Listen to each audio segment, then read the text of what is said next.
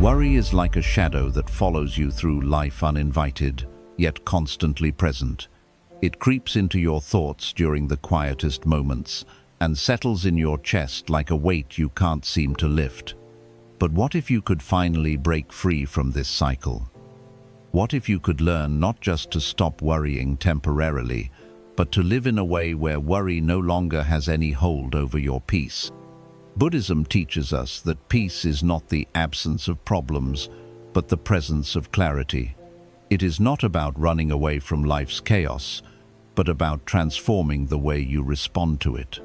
The Buddha once said, "The secret of health for both mind and body is not to mourn for the past, not to worry about the future, but to live the present moment wisely and earnestly." This teaching is not a poetic idea. It's a roadmap to freedom. In this guide, we will explore Buddhist philosophy that will help you dissolve worry, rewire your emotional response to uncertainty, and cultivate a state of inner stillness that cannot be shaken by the outside world. These are not quick hacks. They are practices that can shift your entire way of thinking. They are the gateway to living a peaceful life, not someday, but now. 1. Stop worshipping the problem. Worry is not a prayer. Worry is often misunderstood as a sign of care or responsibility. People think that if they worry enough, they are somehow being more prepared, more alert, more in control. But the truth is, worry is not action. It does not fix anything.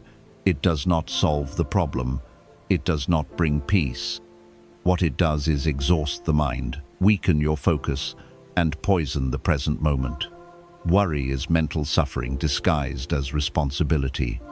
It feels like you're doing something useful, but you're only repeating the same fearful thoughts in a loop with no clear outcome. It's like spinning the wheels of your mind but going nowhere. In Buddhist wisdom, awareness is sacred, but obsessive focus is not. There is a difference between being aware of a challenge and being consumed by it.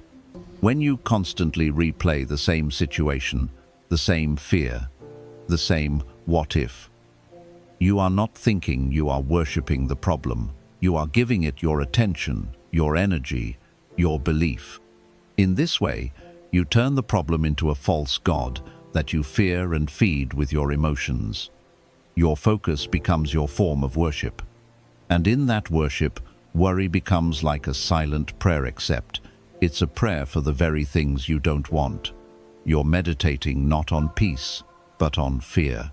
You're visualizing not solutions, but disasters. And whatever the mind constantly rehearses, it begins to believe. Every thought carries energy. What you focus on, you energize. And what you energize, you start to attract emotionally, even if not physically. When you wake up thinking of everything that could go wrong, your nervous system prepares for danger, even if danger doesn't exist yet. You begin to live in reaction to a future that hasn't happened. And that is a painful way to live. This is why Buddhism invites you to become the master of your attention, not to suppress your concerns, but to stop giving power to the ones that steal your stillness. Replace rumination with mindfulness. Don't let your mind build a shrine around the problem. Instead, observe the worry as it arises and gently return to the present. Mindfulness is the shift from mental noise to inner clarity. It's not pretending everything is okay. It's choosing to respond from stillness, not panic. You must begin to notice the moment your mind spirals. You must interrupt it not with more thinking, but with awareness. Say to yourself, this thought is not helping me. This is not clarity. This is fear pretending to be preparation. Then breathe, center yourself, and return to presence. Freedom from worry doesn't come from controlling the world. It comes from controlling your focus. What you give your mind to becomes your mental world. If you want peace, don't worship the problem. Return to the stillness within you. That stillness is always there, waiting for you to stop kneeling before fear and Start standing in clarity. 2. Learn to watch the fire without jumping in. When a thought rooted in fear enters your mind, when worry appears suddenly, like a spark in dry grass, most people react without thinking.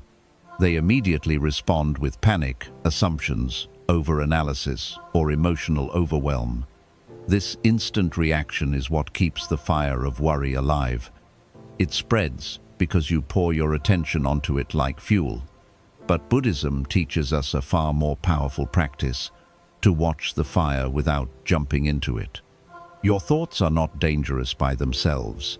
A fearful thought, an anxious prediction, a moment of uncertainty, these are natural occurrences in the mind. The danger lies in how you relate to them. If you believe them, argue with them, try to fix them, or follow them into deeper spirals, you're jumping straight into the fire.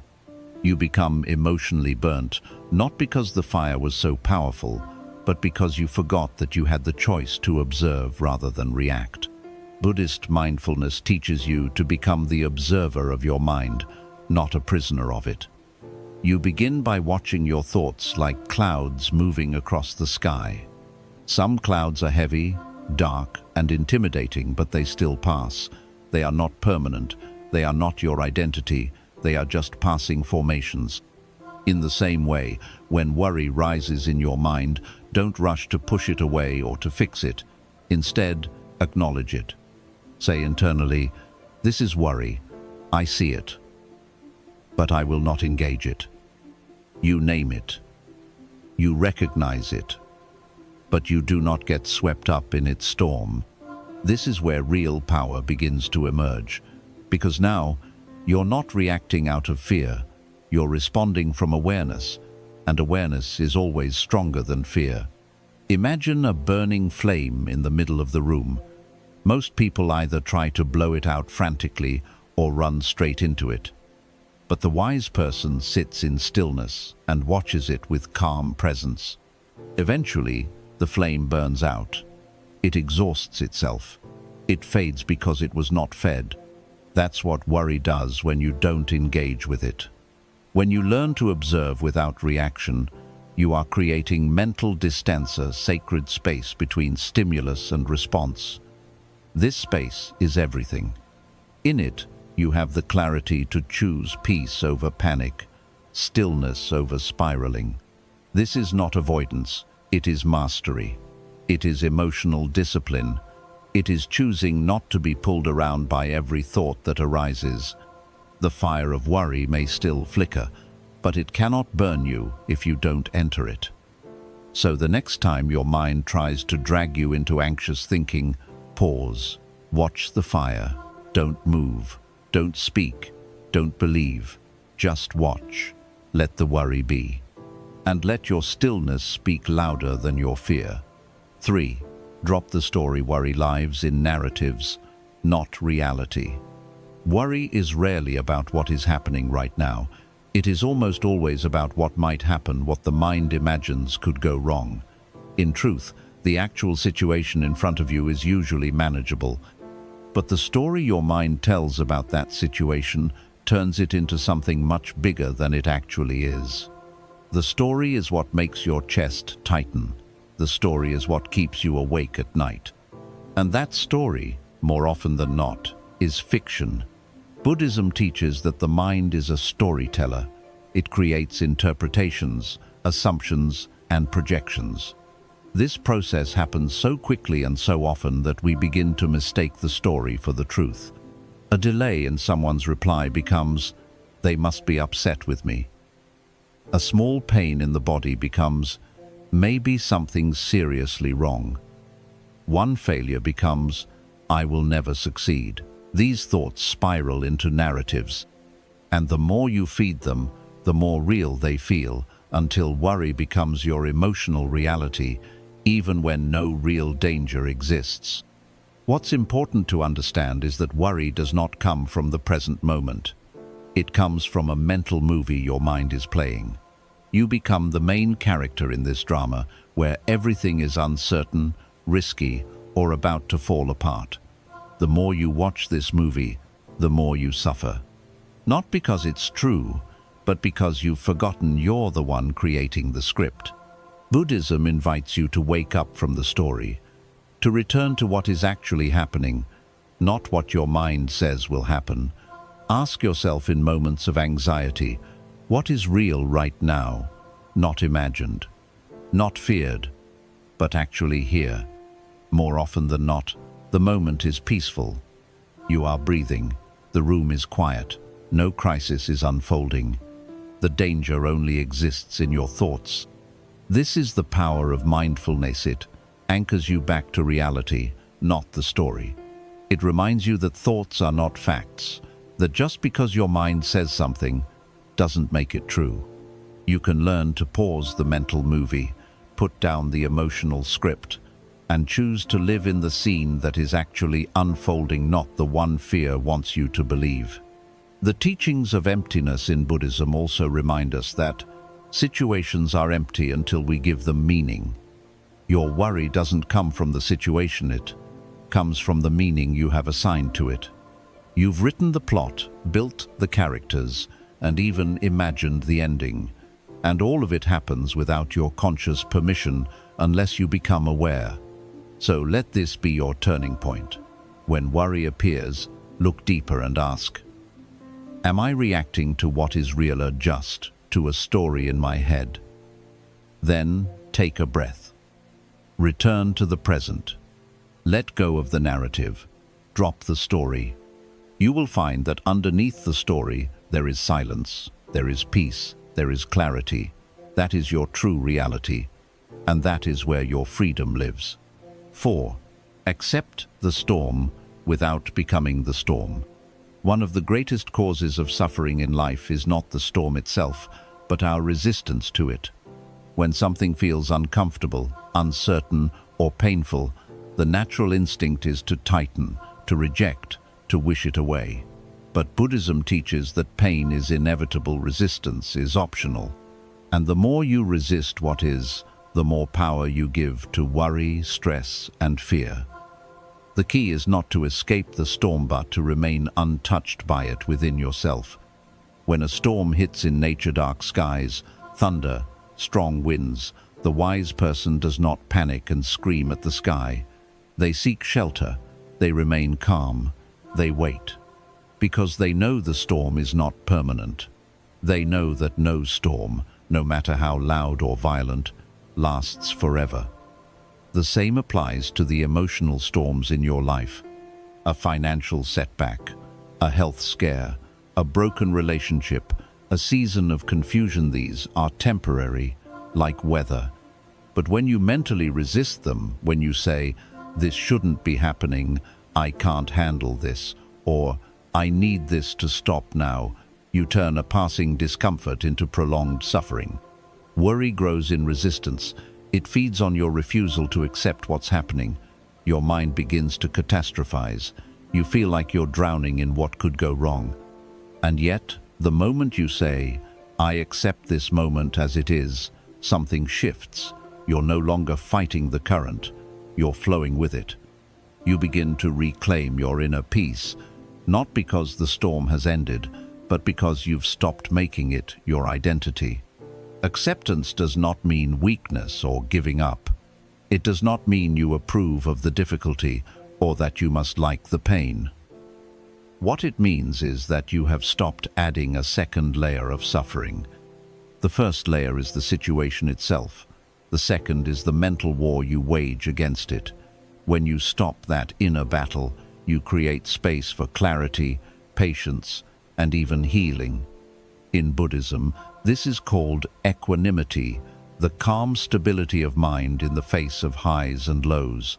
It is the ability to stand in the middle of chaos and remain grounded. You don't deny the reality of the storm, but you don't let it define your peace either.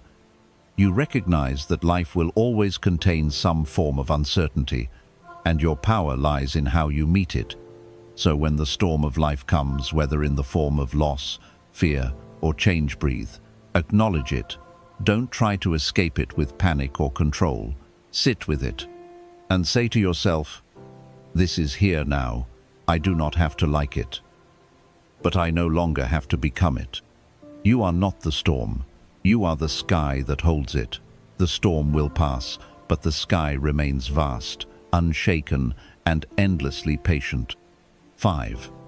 Protect the gate of your mind. Not every thought is welcome. Your mind is a sacred space. It is the center of your decisions, your emotions, your inner world. And yet, most people leave it wide open, unguarded, unprotected, vulnerable to any thought, fear, or distraction that chooses to enter. You wouldn't let just anyone walk into your home uninvited, but how often do you allow toxic, anxious, or false thoughts to enter your mind without hesitation? Buddhism teaches that the quality of your inner peace depends largely on how well you guard the doorway of your awareness. Every day, thousands of thoughts rise and fall within the mind. Some are neutral, some are helpful, but many are harmful, repetitive, fear-based, and deeply draining. Worry begins when you allow these thoughts not only to enter, but to take root. You entertain them, you serve them tea. You believe they are guests of value simply because they sound urgent or familiar. But the truth is, not every thought deserves your time, your energy, or your belief. To live in peace, you must begin treating your mind like a temple. That means setting boundaries. Not every thought deserves to become your focus. Not every worry deserves your attention. Not every fear deserves to sit in the front row of your consciousness. Just because a thought appears does not mean it's true. Just because your mind says, "What if everything goes wrong?" does not mean it's a prophecy. It's just a thought, an echo, a shadow, a possibility, not a fact. This is where the Buddhist practice of right mindfulness becomes your shield. Right mindfulness means becoming deeply aware of what enters your mind and learning to see thoughts as passing events, not truths to be obeyed. You begin to observe the quality of your thinking, like a guard standing at the gate of a city. When a negative or fear-based thought appears, you don't let it walk in automatically. You stop and ask, is this thought helpful? Is it kind? Is it grounded in reality? Does it bring clarity or confusion? And if it fails the test, you let it go. You do not engage. You do not follow. Imagine your awareness like a garden. If you let every seed fall into your soil, no matter how toxic or invasive, you cannot expect your garden to remain peaceful or beautiful. Weeds of anxiety, overthinking, and self-doubt will grow until they choke the space needed for peace and wisdom. But if you plant with care, water with mindfulness, and remove what does not belong, your inner space becomes one of stillness, clarity, and strength. Worry gains power only when you fail to notice its entrance. It slips in through unguarded moments while you're scrolling, while you're alone, while you're replaying conversations or imagining worst-case outcomes. But with awareness, you become the gatekeeper. You say, "No, I don't give energy to this fear today. I don't make room for this doubt." And just like that, the thought loses momentum. This doesn't mean your mind becomes empty or silent all the time. It means you learn to choose. You begin to respond instead of react. You become aware of what you are feeding and what you are allowing to stay. You are not helpless against your thoughts. You are their host, not their servant. And when you reclaim that role, you begin to live with intention, not fear. So guard the gate of your mind as you would guard your most sacred space. Let only what is peaceful, truthful, and wise pass through. The rest, let it knock, let it scream, let it try to enter. But do not open the door. 5. Protect the gate of your mind. Not every thought is welcome. The mind is like a garden, a temple, and a battlefield all at once. And yet, many people go through life not realizing that this space, the inner landscape of thought and feeling, is the most valuable possession they have. You guard your home with locks. You protect your phone with passwords. You're careful with your money, your time, and your possessions. But what about your attention? What about your awareness, your mental energy, your inner peace? Most people leave the gate to their mind wide open, day and night, allowing any thought, no matter how poisonous, fearful, or unnecessary, to enter, stay, and influence how they feel, speak, and act. Buddhism teaches that what you allow into your mind becomes your mental world. If you are not mindful, fear-based thoughts, insecurities, regrets, assumptions, judgments, and worries will take root, grow, and begin to feel like permanent parts of your identity. The moment you stop observing your thoughts, they stop being visitors and start becoming residents. And worry is one of the most cunning intruders of them all. It doesn't always come in with loud alarms. Sometimes it walks in quietly, disguised as concern, planning, or being realistic. It starts with a single "what if?" Then it grows into a never-ending loop that steals your sleep, energy, and clarity. To stop this, you must become the guardian of your inner space. Every thought is like someone knocking at the door of your mind. You don't have to let them all in. You don't have to entertain them. You don't have to believe them. One of the most important teachings in Buddhism is that thoughts are not facts. They are events in consciousness. They arise, they float, they disappear unless you hold on to them. A thought has no power until you feed it, and you feed it through attention, belief, repetition, and emotional reaction. When you allow a fearful thought to enter without resistance, and you begin to interact with it, analyze it, believe it, fear it, you have opened the gate. The thought now grows roots. It starts influencing how you feel. That feeling influences your actions. And now, a seed that didn't even belong to you has bloomed into a life-changing emotion. You might react to people differently. You might hesitate to take action. You might carry the weight of something that wasn't even true to begin with. That is why mindfulness is not optional, it's essential. Buddhist practice encourages you to become aware of what is entering your consciousness. It's not about blocking every thought. It's about recognizing which thoughts are worthy of your energy and which ones are mental pollution. Just because a thought is loud does not mean it is wise. Just because it feels urgent does not mean it is true. Learn to ask yourself, does this thought bring peace or panic? Is this helping me grow or just making me suffer? Is this my truth or a story I've inherited, absorbed, or created out of fear? These questions build a mental filter. Over time, with practice, you start to catch unhelpful thoughts at the door. You begin to say, "Not today. You do not belong here. I do not have space for this worry right now." That is not denial. That is mental discipline. That is spiritual maturity. You must also realize that the mind has a tendency to repeat what it's familiar with. If you've spent years in worry, your mind will keep returning to it by default. This is why guarding the gate is not a one-time act. It is a daily, moment-by-moment practice. Some days, you will feel strong, and you will catch those thoughts easily. Other days, they may slip through. That's okay. This is not about perfection. It's about commitment. Every time you become aware and choose differently, you are reprogramming your mind. You are telling your brain, "I am no longer a slave to every thought that passes by." And remember, guarding your mind also means being careful about what you expose it to, the people you speak with, the media you consume, the conversations you dwell in, the environments you stay in. All of these are inputs. If you allow negativity, fear, and noise to flood your mental world every day, don't be surprised when your inner peace disappears. Protect your input. Be intentional about what you absorb. Your peace depends on it. In Buddhism, the mind is both the source of suffering and the key to liberation. The same mind that produces worry can also generate wisdom. The same mind that holds fear can also hold freedom. The difference is whether or not you guard the gate.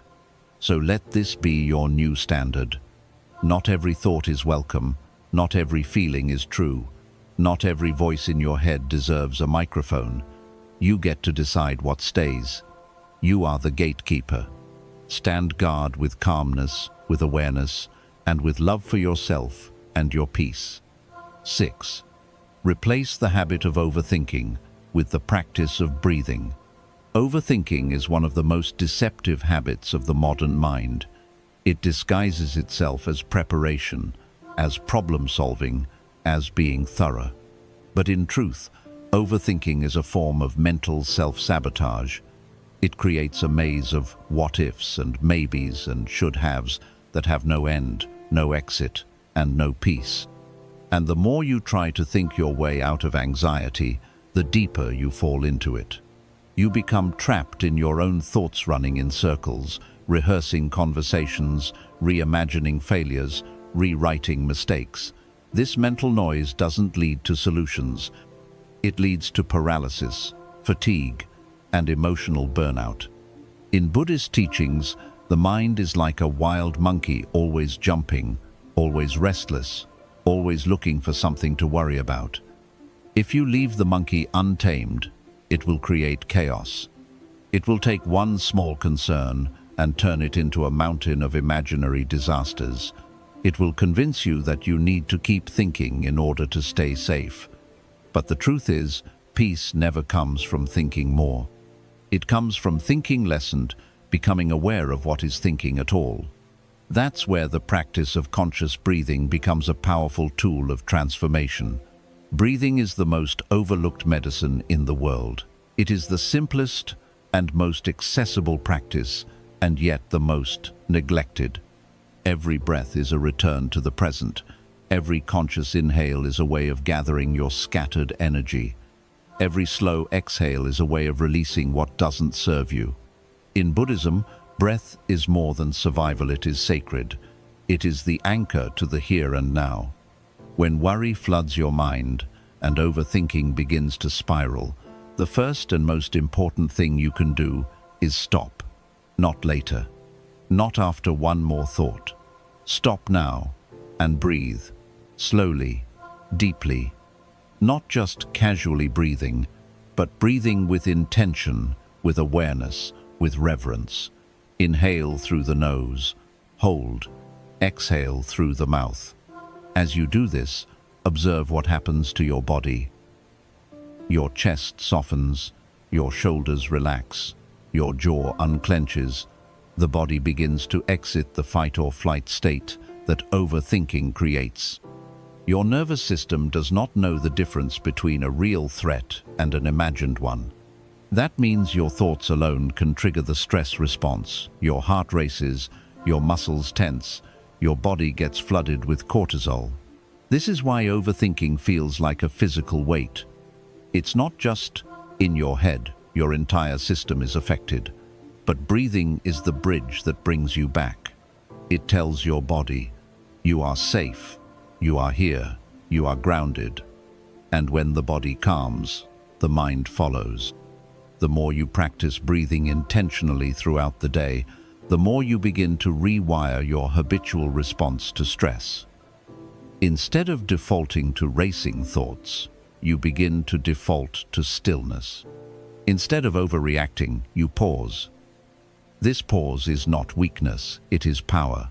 In that pause, you are no longer being controlled by your thoughts. You are observing them, choosing how to respond, and anchoring yourself in clarity. Overthinking is a habit, yes, but so is presence, so is mindfulness, so is inner peace. And like any habit, it must be practiced consistently. You can begin with just 1 minute, 3 times a day. Pause whatever you're doing. Sit, close your eyes, breathe. Let the inhale open your chest. Let the exhale release the pressure in your mind. If thoughts come, let them come, but don't hold them. Don't follow them. Watch them pass and return to your breath. With time, you will realize that your breath has always been your home. You just forgot. You were too busy thinking, analyzing, calculating, fearing. But now, you are learning to return. To return to the rhythm that has carried you since birth. To return to the moment where life is actually happening not in your mind, but in your breath. The breath is always here. It is your guide, your compass, your calm. When worry begins to build, don't go deeper into thought, go deeper into breath. Let the mind do what it does, but let your awareness rest in the silence beneath it. You are not your thoughts. You are the space in which they come and go. And in that space, when filled with breath, no worry can survive. 7. Stop believing that worry makes you a better person. Many people unknowingly hold a belief deep within themselves that worry is a form of care, that it proves they are responsible, that it shows love, that it means they're doing something meaningful. You hear it in phrases like, "I can't help it, I just care too much," or, "If I don't worry, I feel guilty." But in truth, this belief is one of the greatest illusions of the anxious mind. Worry does not make you more loving, it does not make you wiser, and it certainly does not make you more prepared for life. It simply makes you more exhausted, more reactive, and more disconnected from peace. In Buddhism, one of the foundational teachings is the importance of right intention. Your intention is the energy behind your actions. It is what matters more than the action itself.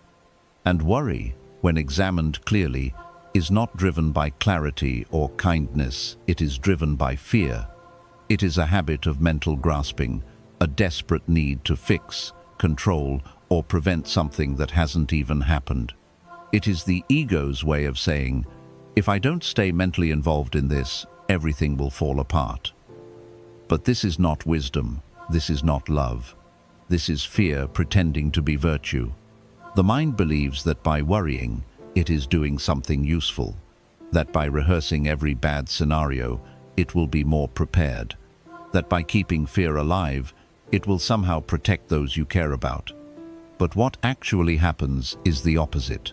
Worry drains your presence, it shortens your patience, it clouds your judgment, it takes you away from the people and moments in front of you. It makes you less available, less compassionate, and less stable, not more. The truth is, worry is not a requirement for love. You can deeply care about someone and still be calm. You can be responsible without being mentally tortured. You can be engaged without being entangled in fear. What makes you a better person is not how much you worry, it's how well you show up with peace, clarity, and strength, especially when things are uncertain. The child doesn't need a parent who worries, they need a parent who listens and stands firm. The friend doesn't need someone who panics, they need someone who is present. The world doesn't need more people lost in fear, it needs people who are anchored in stillness. Buddhism teaches us to act from a place of skillful means, to take action with compassion and awareness, not compulsion. This means doing what is needed without adding unnecessary suffering. Worry is unskillful. It solves nothing, and it multiplies pain. A mind at peace is more powerful, more focused, and more capable of making wise decisions. You don't have to abandon your sense of care. You just need to separate it from anxiety. It is time to release the belief that you must worry to prove your worth. You are not more noble for suffering in silence.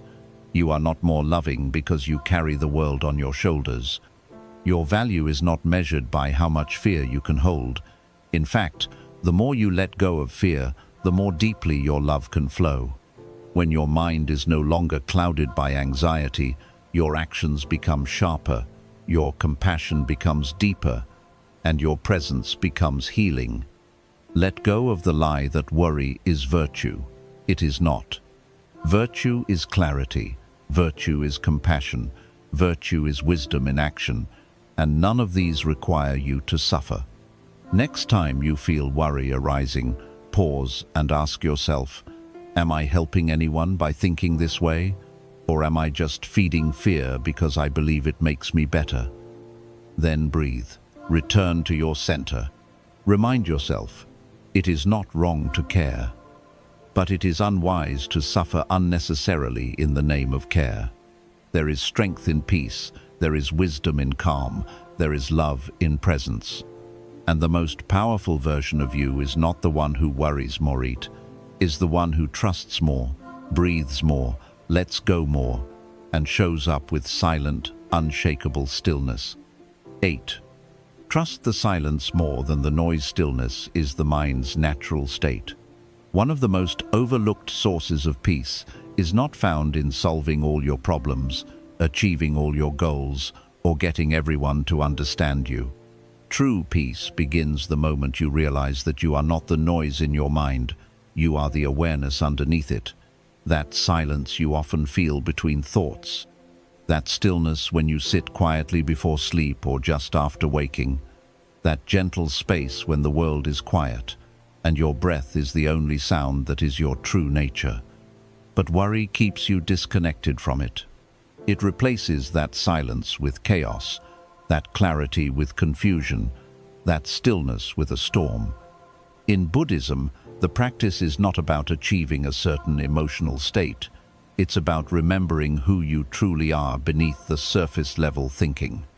The noise of life, the worries, the expectations, the comparisons, the deadlines, all of it is like waves on the surface of a vast ocean. But just beneath those waves, the water is still. And that stillness is always there. The problem is, we become so identified with the surface activity that we forget the depth that exists underneath. We mistake the turbulence for who we are. But your true self is not the turbulence. Your true self is the vastness that holds it all. Worry thrives in noise. It thrives in overstimulation, distraction, and restlessness. The modern world encourages this with endless alerts, opinions, news, and pressure to respond to everything immediately. But Buddhism teaches the opposite.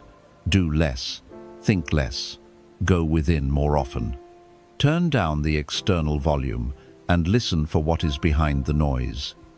In the silence, you will find a truth that no anxious thought can reach. Silence is not emptiness. It is fullness without chaos. It is not absence. It is presence without words.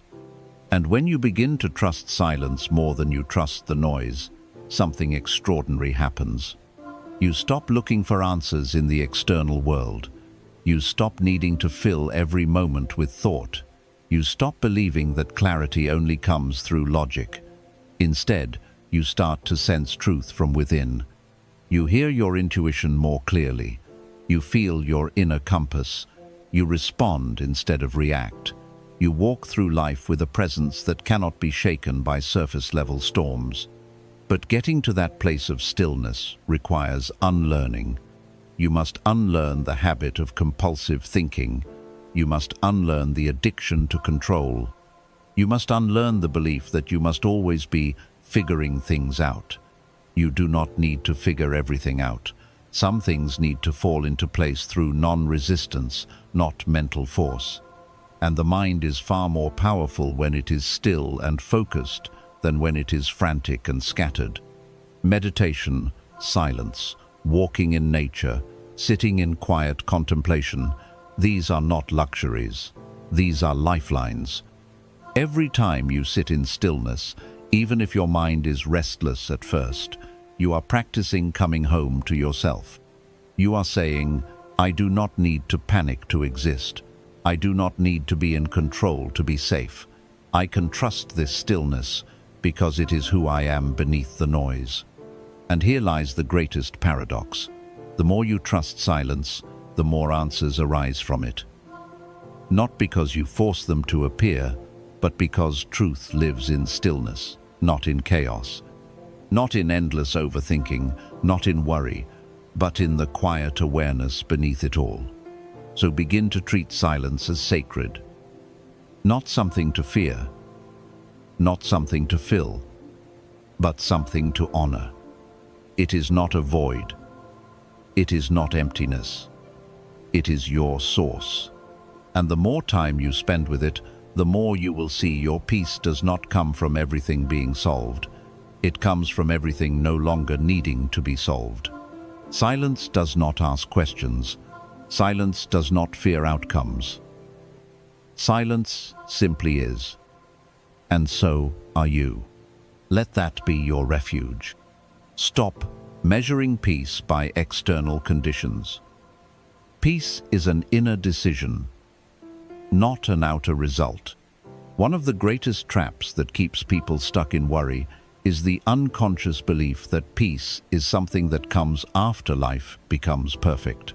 You tell yourself, once I get that job, I'll stop worrying. Once this health issue is resolved, I'll be calm. Once people start respecting me, I'll finally be able to rest. But this mindset creates a painful illusion because life is never perfect. There is always something uncertain, something unresolved, something in motion. And if you keep waiting for outer conditions to align before you allow yourself to relax, then you are choosing to stay in suffering indefinitely. Buddhism teaches us that peace is not something you find when the world finally stops spinning. It is something you choose even while the world continues to spin. It is not the result of everything going your way. It is the result of training your mind to no longer depend on what goes your way. This lesson is not easy. The mind is deeply conditioned to attach peace to outcomes.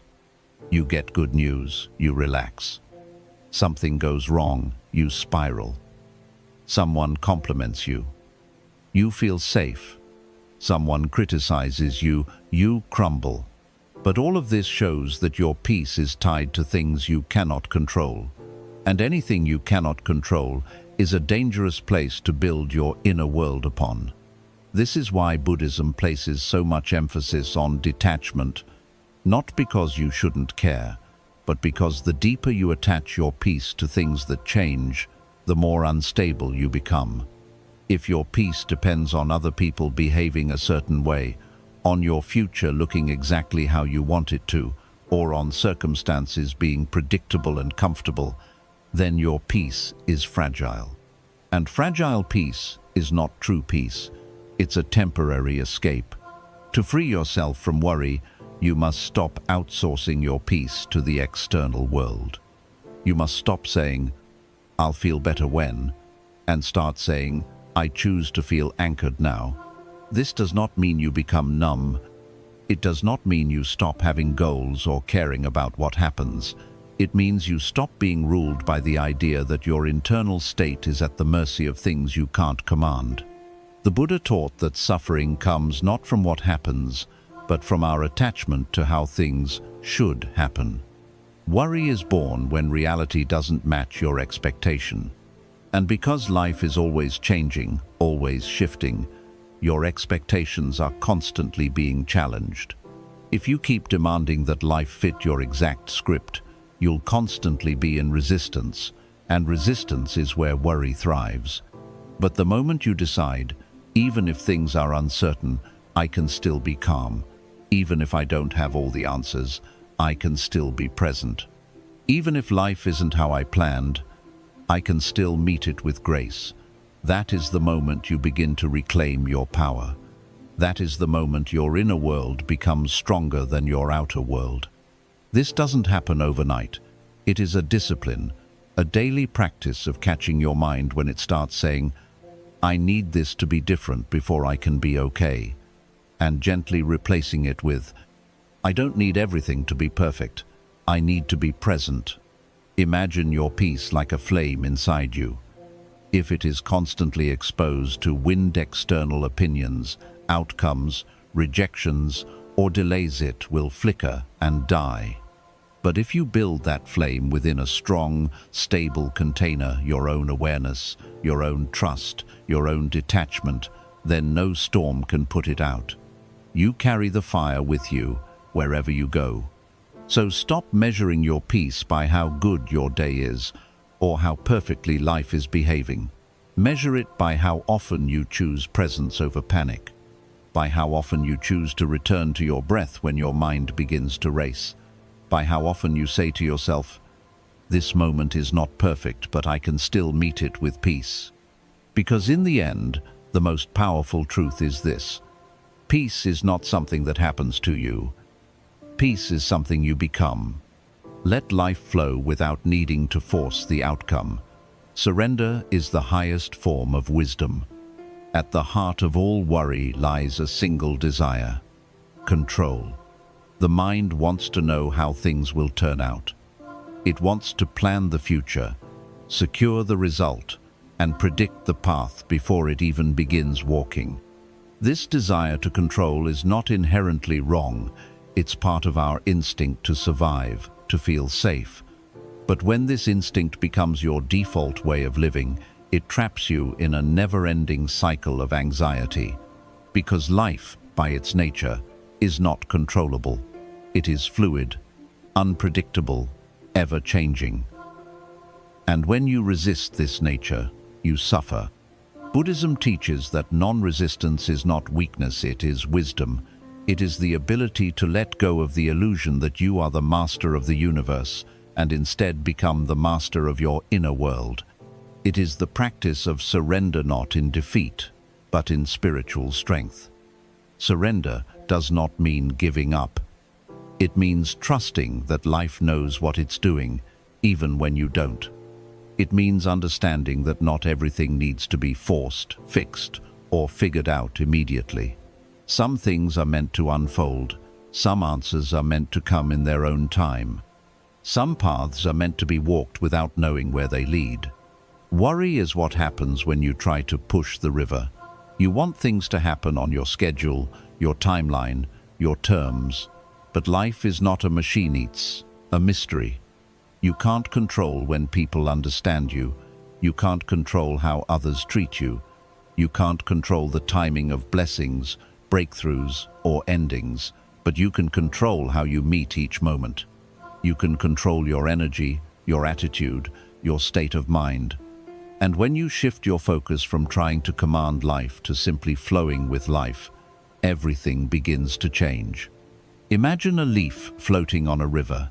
If it resists the current, tries to swim upstream, or clings to the rocks, it will tear, sink, or become stuck.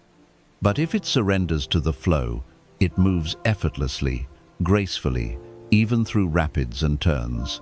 The same applies to your mind. When you try to control everything, you create mental tension.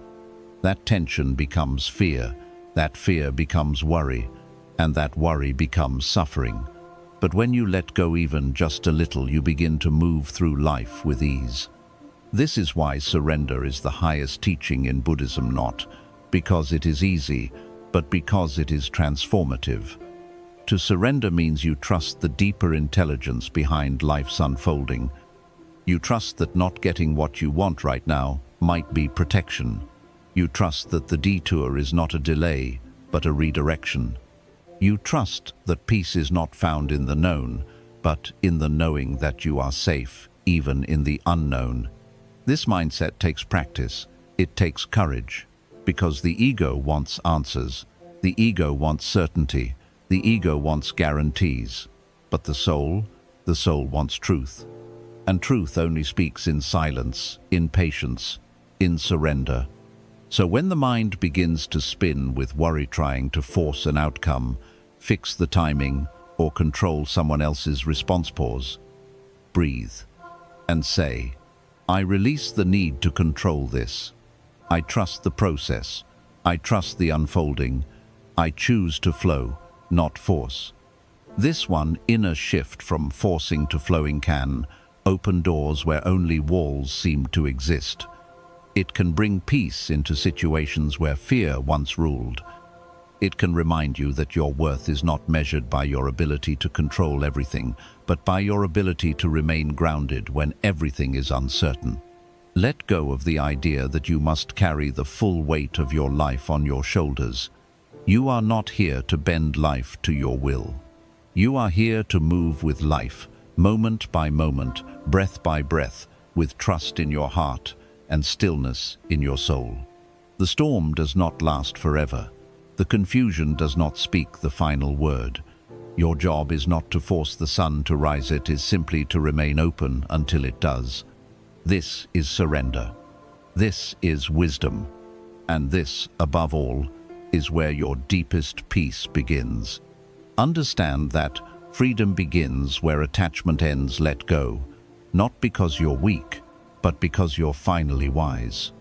If there is one root that feeds the endless tree of worry, it is attachment, not love, not commitment, not care, but attachment clinging tightly to how things must be, to people who no longer serve your growth, to outcomes that no longer serve your peace, and to identities that no longer reflect your truth. In Buddhist teachings, attachment is the very soil in which suffering grows. And until we recognize how deeply we cling not just to things and people, but to beliefs, timelines, fears, and illusions, we will never truly be free. Worry is almost always a byproduct of attachment. You worry because you don't want to lose something. You worry because you want to protect something. You worry because your happiness depends on something going exactly the way you imagined. And while that might feel noble or natural, the truth is, the tighter you hold on, the more you suffer when things shift, as they always do. Life is not static. People change. Circumstances evolve. What once fit you may begin to hurt. What once made sense may become unclear. And when you are attached to keeping everything the same, you turn life's natural flow into a personal battle. But Buddhism does not teach detachment in the cold or disconnected sense. It does not ask you to stop loving, stop caring, or stop living fully. What it asks is far more subtle and powerful: to love without clinging, to care without control, and to live without fear of change.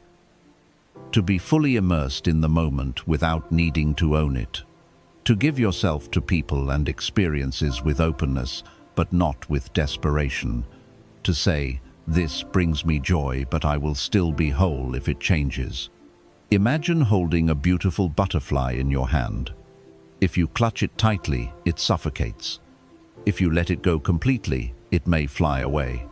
But if you let it rest in your palm with gentleness, it may stay. The same applies to people, dreams, plans, and even emotions. The goal is not to control them, but to hold space for them without fear. That is the heart of non-attachment, not indifference, but liberation. When you stop being attached to a specific outcome, you begin to see more clearly. Your decisions become wiser, your emotions become less reactive, your peace becomes more stable. You stop needing everyone to like you. You stop needing life to follow a script. You stop needing to win every battle, prove every point, or chase every desire. And in that stopping, something beautiful begins: the emergence of true freedom. But letting go is not easy. It requires deep self-awareness. You must be willing to examine the places where you've tied your identity to things that were never meant to be permanent. The title, the relationship, the expectation, the role, the need to be seen a certain way. You must be willing to ask, what am I afraid to lose? What am I gripping so tightly that I've forgotten how to breathe? Is this love? Or is it fear dressed as love? These are not light questions, but they are doorway questions. They lead you to the truth, and the truth will always invite you, gently but firmly, to let go of what no longer serves your peace. Letting go is not passive. It is an act of spiritual strength. It means choosing your peace over your pride. It means choosing the unknown over the illusion of control. It means choosing to walk lightly in a world that teaches you to hold everything with a closed fist. When you release your attachment, worry begins to fade because you no longer feel that everything rests on your shoulders. You begin to trust again. You begin to rest again. You begin to breathe again. And most importantly, you begin to remember, you were never meant to hold everything. You were only meant to hold your awareness, your compassion, and your presence.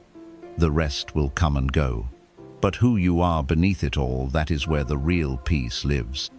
So loosen your grip, Unclench your heart. Let the waves move through you. Let people come and go with grace. Let the path bend and twist. Let go, not because you've lost, but because you've learned. What's meant for you will flow with you. What's not meant for you will fall away. But your peace, that stays when you stop trying to possess life and start learning how to simply be with it. Recognize that most of what you fear is only a reflection of your inner doubt. The world mirrors your mind. Worry does not begin in the world, it begins in the mind. What you fear out there is almost always a reflection of what you have not yet resolved within.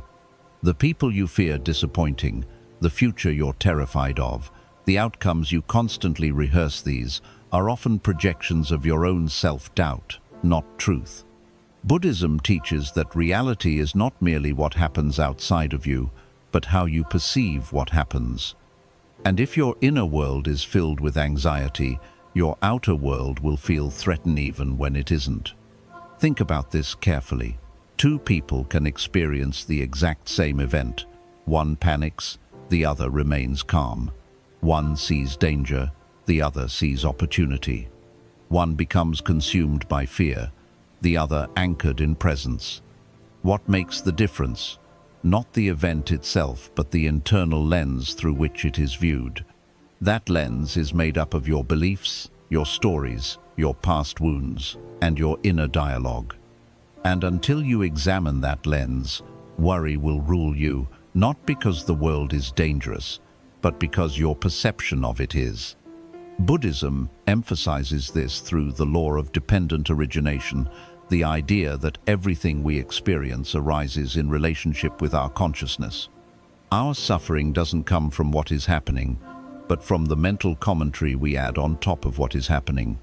You don't just lose a job, you tell yourself, "I'll never recover." You don't just get criticized, you tell yourself, "I'm not good enough." These interpretations create emotional weight that far exceeds the actual event. And this is where worry grows, not in facts, but in false beliefs. So how do you free yourself from this loop? You begin by turning inward. You stop asking, "What if the world fails me?" and start asking, "What unhealed part of me keeps expecting the world to fail me?" You stop chasing security in the future and begin cultivating security in your present awareness. You stop projecting fear outward and begin pulling your attention inward to the thoughts, the doubts, the assumptions that shape every fear before it becomes a feeling. This is not about blame, this is about responsibility. The Buddha never said the world is safe or predictable. He said the mind can be trained. And once the mind is trained, you stop seeing every unknown as a threat. You stop interpreting silence as rejection. You stop taking everything personally. You stop building worst-case scenarios in your head and start meeting life as it actually is, moment by moment. You begin to recognize that most of your fears are not real events, but mental shadow echoes of past pain carried into the present like ghosts. And those ghosts will always haunt you until you finally turn and face them. That is the practice of mindfulness, not to escape your thoughts, but to meet them, observe them, question them, and release them when they no longer serve your truth. Let this become your new practice. When fear arises, instead of reacting outwardly, pause and ask, what is this fear reflecting back to me about myself? What belief about myself am I unconsciously protecting? What part of me is still afraid of not being enough, of being abandoned, of being unworthy? And as those answers arise not from panic, but from stillness, you will begin to see how many of your external worries are internal echoes. You will begin to unearth the root systems of your anxiety, not just clip the surface symptoms. You will begin to live from clarity instead of confusion. The outside world will always be uncertain. That is not something you can fix. But what you can change is how much power you give to that uncertainty. You can choose to stop making the world the mirror of your wounds and begin making it the mirror of your peace. You can clear the lens. You can correct the reflection. And when your inner world becomes more grounded, more trusting, more accepting, you'll notice something incredible. The world seems to become less frightening, not because it changed, but because you did. Let this be the truth you carry forward. Worry is not a response to life, it is a response to unexamined thoughts. Peace is not a reward for everything going right, it is a reflection of everything being right within. And once you master that inner reflection, the outside world no longer controls your peace, it simply reflects it.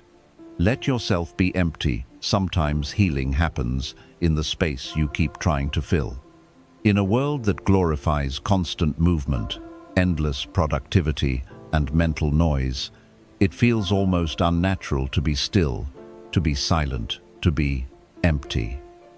Many people fear emptiness.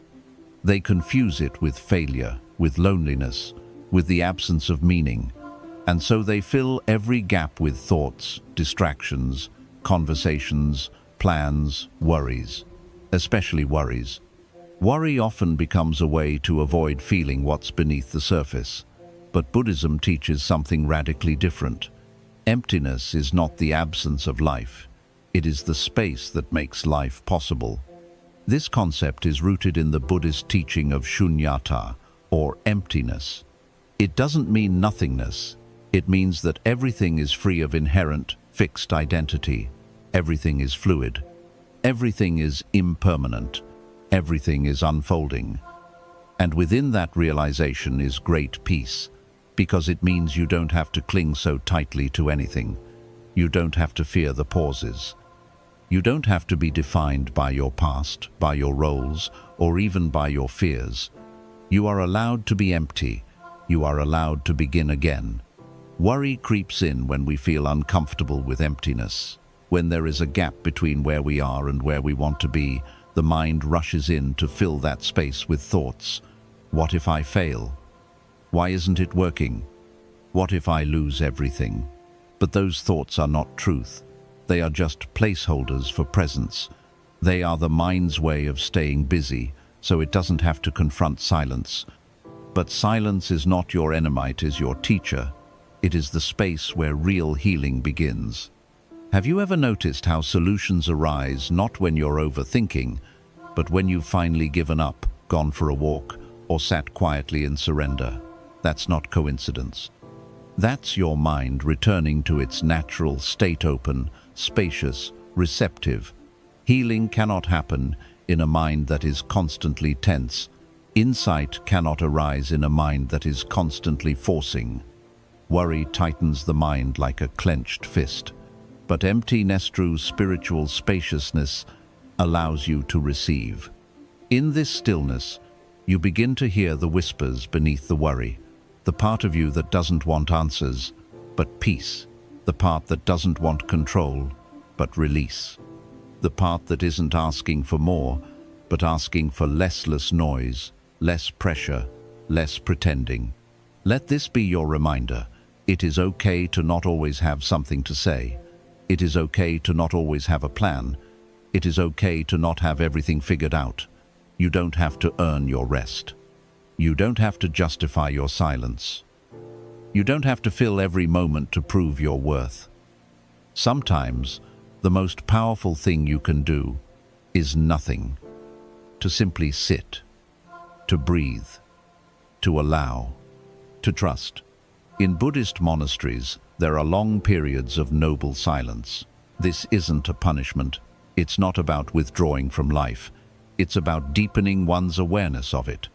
In the silence, monks do not run from thoughts. They watch them rise and fall like waves. They learn that thoughts are not solid, that emotions are not permanent. That peace lives not in more doing, but in being. You don't need to become a monk to practice this. You just need to stop running from your own stillness. Stop medicating every quiet moment with a screen, a distraction, or a spiral of worry. Start treating emptiness as sacred space, not a void to be feared, but a temple to be entered. Sit in that temple, be with yourself. Watch how the mind calms, watch how the tension fades. Watch how the worry dissolves not, because everything is fixed, but because you stopped needing everything to be fixed. Healing happens when you stop filling and start feeling, when you stop rushing and start resting, when you stop talking and start listening to your breath, to your body, to the silence that has always been waiting for you. So let yourself be empty sometimes. Let your mind be quiet. Let your spirit unclench. You are not losing time. You are reclaiming your true self. And in that emptiness, you will find the one thing worry could never give you: peace without condition. Stop living in delayed peace. Choose peace now, not later. One of the greatest illusions that feeds worry is the subtle belief that peace must be delayed until certain conditions are met. Most people live their lives with a silent contract written in the back of their minds. I will allow myself to feel calm once I fix this problem, or I will finally relax once I have more money, better health, deeper love, more clarity, more security. This contract sounds reasonable on the surface, but beneath it lies the real reason so many people feel anxious even when life appears to be going well. They have trained themselves to postpone peace. In Buddhism, this illusion is dismantled through the principle of present moment awareness. You are taught that reality only exists here, in this moment, not in the next one, not in the past, and certainly not in the mental scenarios your mind plays like a movie reel. Peace, therefore, cannot be something you acquire in the future. It must be something you step into now. But to do this, you must first see the invisible trap you've been living in, the trap that says peace must be earned, that you have to struggle first, fix everything first, be perfect first. This belief has deep roots. From a young age, we are conditioned to associate peace with achievement. As children, we're told to work hard now so we can rest later. As adults, we are bombarded with messages telling us that we'll be happy once we make it, once we get there, once we prove our worth. And so we develop a kind of mental hunger, a feeling that no matter what we accomplish, there is always one more thing standing between us and contentment. The result? We become addicted to chasing peace instead of choosing it. Worry thrives in this mental framework. It constantly reminds you of all the things that still need to be done before you're allowed to feel safe, calm, or satisfied. I can't relax yet. What if something goes wrong? I shouldn't feel at ease. I still haven't figured everything out. These thoughts sound responsible, but they are a form of self-sabotage. They keep you trapped in a waiting room that has no exit. You are always one step away from peace, one answer away, one person's approval away. But when you finally get that answer, that solution, that compliment, it never lasts. Your mind finds another reason to delay peace again. Buddhist practice invites a radical shift. Stop postponing peace. Start choosing it, now even in the middle of the storm. Because true peace has nothing to do with circumstances. It has everything to do with your relationship to the present. You can have chaos around you and still have calm within you. You can be surrounded by uncertainty and still be anchored in trust. The conditions don't have to change. You do. Imagine someone in a river, drowning not because the river is dangerous, but because they keep thrashing, trying to control the water. But if they stopped resisting, even for a moment, they would float. They would remember that water carries, too. That stillness is stronger than panic. The same is true for your mind. Worry feels like drowning because you keep trying to swim against reality. But peace begins the moment you stop, the moment you surrender to what is, not to what should be. This doesn't mean you give up on improving your life. It means you stop sacrificing your inner stability while doing it. It means you stop saying, "I'll be okay if," and start saying, "I'm okay now, even as I grow, even as I learn, even as I change." That one mental shift from conditional peace to unconditional presence can change everything. But this requires daily discipline. You must catch your mind in the act. When it says, "Not yet," you're not there. There's more to worry about. You pause. You breathe. You ask, "Is peace really impossible right now? Have I just forgotten it's already available?" Because often the stress you feel is not from what's actually happening, but from your resistance to being where you are. You don't need every answer today. You don't need to be finished, healing, creating, building, or achieving. You just need to give yourself permission to rest in the moment, as it is not as it could be. There is no deeper healing than realizing you don't need to earn rest. You don't need to earn peace. You don't need to wait until everything is perfect to feel okay. Let this become your new mantra. I do not delay peace. I do not bargain with peace. I choose peace now because it is already within me. This is not fantasy. It is the core of Buddhist wisdom. Peace is not a prize for getting life right. It is a birthright for those who remember that life is happening right now. You don't need to meditate for years to find it. You just need to stop stepping over it in search of something more. Even now, as you read this, peace is possible. It's in your breath. It's in your body. It's in your awareness. But to feel it, you must stop reaching into the future. Stop dragging the weight of the past, and simply sit, breathe, and be. In Buddhism, the monk learns that enlightenment is not somewhere far away. It's in how you sweep the floor, how you drink your tea, how you walk, how you sit.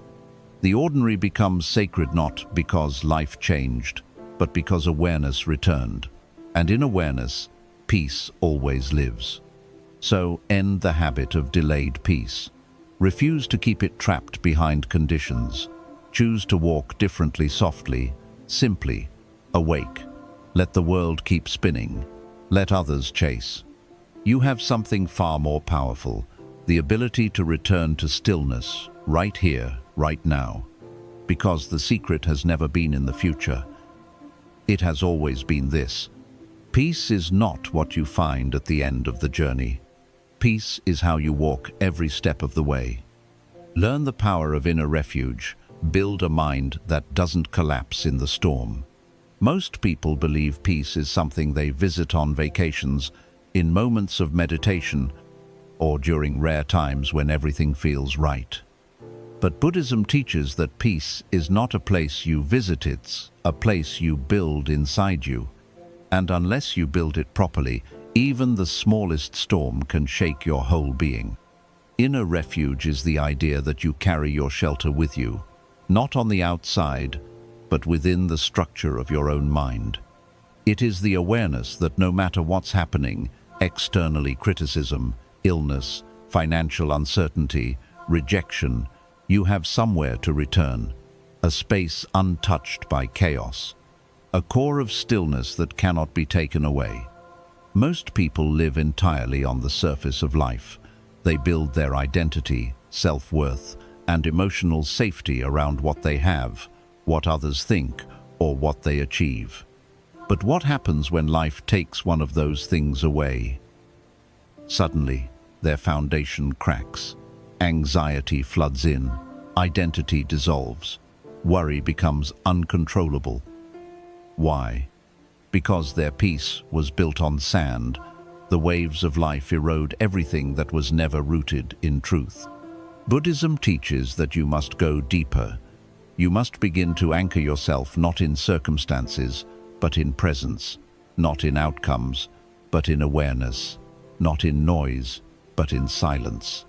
This is the path of cultivating inner refugee mind, so well trained, so well tended, so deeply observed, that it remains grounded even when everything around you begins to shift.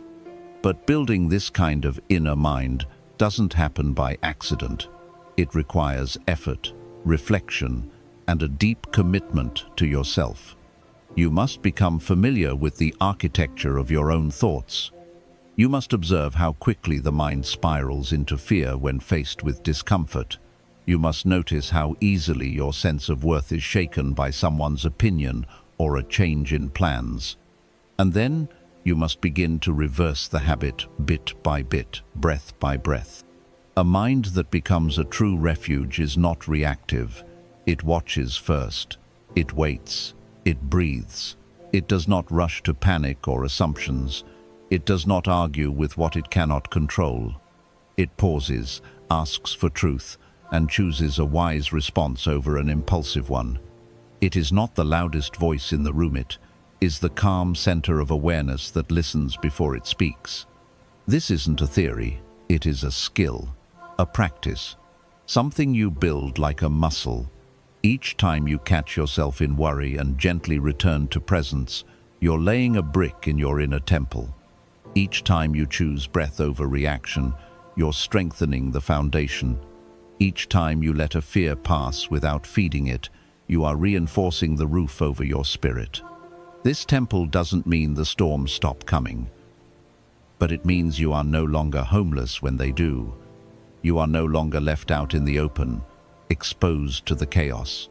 You retreat not to avoid, but to reset. You return to your center, you listen, you remember. And in remembering, you return to power. In Buddhist tradition, monks train in remote monasteries not just for peace, but for resilience. In silence, they confront their own minds. They sit with discomfort.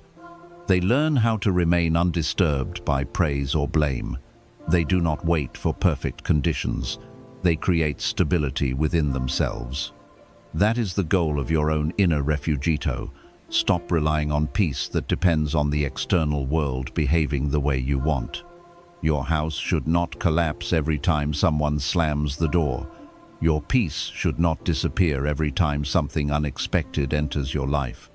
And your spirit should not break every time something doesn't go according to plan. If it does, it means you have built your mind outside of yourself. It's time to rebuild inside. Ask yourself, what am I building my peace on? Where do I go mentally when things go wrong? What is my emotional shelter made of? If the answers reveal cracks, don't panic. Just begin again. Begin with awareness. Begin by sitting quietly for 10 minutes a day and simply noticing your thoughts. Begin by replacing self-criticism with compassion. Begin by meeting your fear with breath instead of resistance. Every small act of mindfulness is another stone in your foundation. Every pause is a pillar. Every kind response to yourself is a beam of support. Eventually, you won't fear the storm. You'll hear the thunder and feel your feet still on the ground. You'll feel the wind and remember that it cannot uproot you anymore. You will stop begging the world to be calm so that you can finally breathe. Because now, you carry calm with you. You've built it. You've lived it. You've earned it. You become your own monastery, your own retreat, your own sacred home. And in that home, no matter what life brings, worry cannot thrive. It knocks at the door, but it finds no room. Because the space is already filled with awareness, with breath, and with a peace no storm can destroy. Make peace with uncertainty, because the need for certainty is the root of endless suffering. The human mind craves certainty. It longs for clear answers, solid plans, predictable outcomes, and a future that unfolds exactly as expected. But Buddhism teaches that certainty is an illusion, and the tighter you cling to it, the more you suffer. Life, by its very nature, is impermanent. It changes moment to moment, breath to breath. No path is fully lit from beginning to end. No day is promised, and no plan, no matter how perfect, can protect you from the unknown. Yet this truth is one most people resist. You make schedules, you organize routines, you build goals, and in this there is wisdom.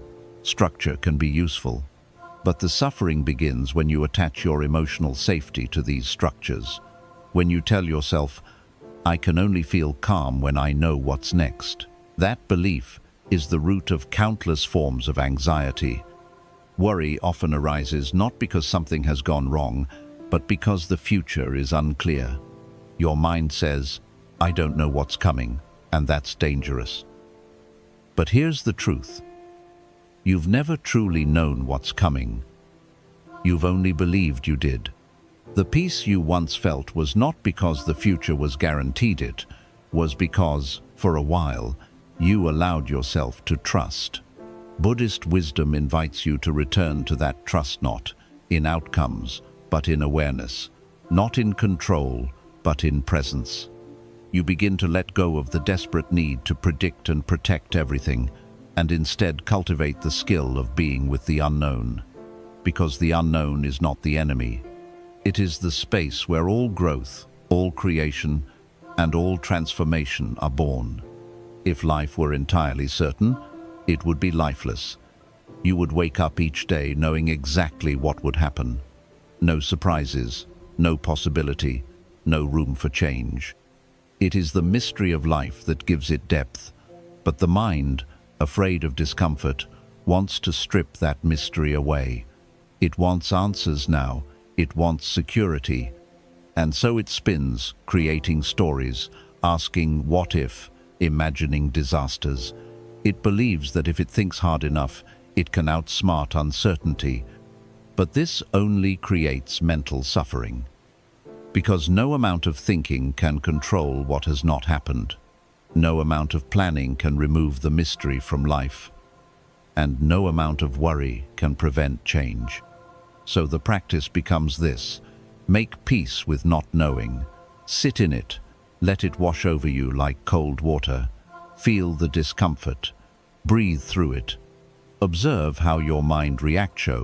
It grabs, resists, plans, and panics. Then soften. Let go.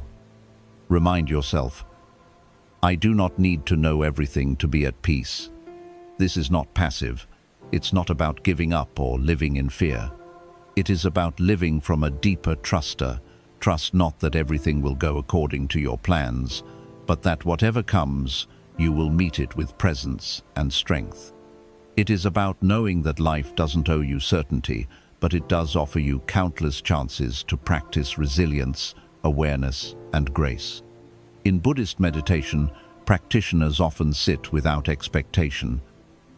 They do not meditate to get something. They meditate to be with what is. Some days the mind is calm. Some days it is chaotic. But the practice remains the same. Return to the breath. Return to presence. Return to what is actually here. That is how you build the capacity to hold uncertainty without collapsing under it. Try this in your own life. Instead of trying to answer every unknown immediately, pause. When the future feels unclear, don't rush to fill the gap with fear. Don't create imaginary stories just to satisfy your craving for control. Sit quietly. Acknowledge the unknown. Say to yourself, it is okay not to know. I can rest here. I am safe even in uncertainty. With time, you'll begin to notice something powerful. The fear shrinks, not because the unknown has gone away, but because your resistance to it has. You begin to discover a new kind of confidence, and not rooted in having all the answers, but in your ability to remain centered when answers are nowhere to be found. This confidence is unshakable. It is the calm you see in monks who smile even in hardship. It is the poise you find in the person who walks through life's storms without losing their center. It is the wisdom of one who understands. The need for certainty is what makes you fragile. The ability to sit in uncertainty is what makes you free. You may not know what tomorrow holds. You may not know what others will say, what life will bring, or which path is right. But you can know how you will meet it. With breath, with awareness, with openness. That is your power. So make peace with not knowing. Make peace with loose ends, unclear futures, unanswered questions. Let your mind grow comfortable in the in-between. Let it soften in the mystery. And most importantly, let it trust again, not in the future, but in your own quiet presence. Because the peace you're looking for has never lived in knowing. It has always lived in allowing. And once you allow the unknown to be part of your path, worry no longer owns you. It becomes just another wave in the ocean of awareness, rising, falling, and disappearing, while you remain still, grounded, and free. Stay grounded in your core values, because a life without anchors is a life that drifts into worry. One of the most overlooked causes of chronic worry is not just uncertainty or fear, but a lack of deep anchoring. When your life is not rooted in clear inner values, your mind becomes vulnerable to every external pressure. You become swayed by trends, consumed by comparisons, overwhelmed by opinions, and endlessly anxious about whether you're doing life right. Why? Because without a clear internal compass, you're sailing through life without direction, and anything that happens feels like a threat to your sense of identity. Buddhism teaches that peace is not the result of perfect conditions. Peace is what arises when your heart, mind, and actions are aligned with your Dharma, your deeper truth, your guiding path. When you live disconnected from that truth, worry takes root. You begin measuring your life by unstable standards.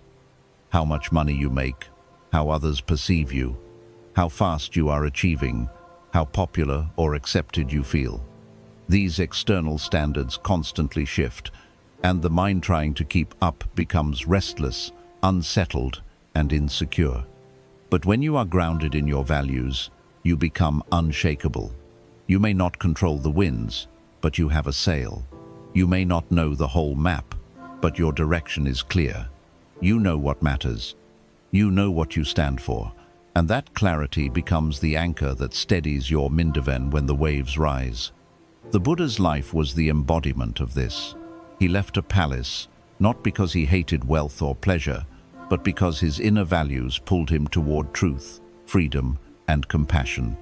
His choices were not guided by fear or social pressure. They were guided by a deep commitment to something greater than comfort, a life of meaning. And that's what you must reclaim in your own life, a connection to the values that define your soul, not your image. Ask yourself, what do I value more than approval? What do I stand for, even when no one is watching? What would I protect with silence, with speech, with sacrifice? These are not small questions. They are questions that strip away the noise and bring you face to face with your core. And from that core, you begin to make different choices. You begin to say no to what drains you, even if others don't understand. You begin to focus on what nourishes you, even if it doesn't impress anyone. You begin to stop chasing every goal just because the world calls it success. You define success for yourself. And in that definition, worry begins to loosen its grip. Because now, your decisions are rooted, your boundaries are clear, your goals are meaningful. You're no longer reacting to life out of fear. You're responding to life from purpose. This is how you build a life with direction, not just movement. Many people are busy all day, but they go to bed restless because their busyness has no anchor. They are successful on the outside, but deeply lost within. Their achievements feel empty. Their accomplishments only fuel more anxiety. Why? Because they've never stopped to ask, is this aligned with my values, or am I just performing for the world? Worry thrives in performance. Peace grows in alignment. And alignment is not always easy. Sometimes it means you must walk away from what is popular to stay loyal to what is right. Sometimes it means choosing a slower path that is more honest over a faster path that compromises your integrity. But that is the path of the peaceful warrior. That is the path of the monk. That is the path of the one who walks life not to impress, but to express something sacred within. Buddhism reminds us that suffering arises when our actions, thoughts, and words are misaligned. If your heart longs for simplicity but your life is filled with noise, you'll feel anxious. If your soul values honesty but you're living a lie, you'll feel restless. If your spirit craves stillness but your days are driven by urgency, your body will feel tension. These tensions don't lie. They are signals from your deeper, self-urging you to return home. Home is not a place. It is the inner sanctuary of living according to your values. You can begin this return by identifying just 3 core values that matter most to you. Write them down, reflect on them, use them as your compass. Let them guide your choices, what you say yes to, what you say no to, how you spend your time, what you pursue, and what you release. Every time you act in alignment with these values, you quiet the noise. You reduce the mental conflict. You eliminate the inner war that fuels worry, because your energy is no longer divided. You are living from one place, not scattered across dozens of half-truths and forced roles. And when the storms come, and they will, you will feel the wind, yes. But you will not be uprooted, because your roots go deep. You are not reacting based on fear of the moment. You are responding from the clarity of your foundation. This is what it means to walk the middle path, not controlled by fear, not driven by ego, but grounded in clarity. It doesn't mean life becomes perfect.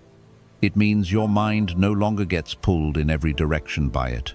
You become still, focused, certain not because the world is certain, but because you are certain about who you are.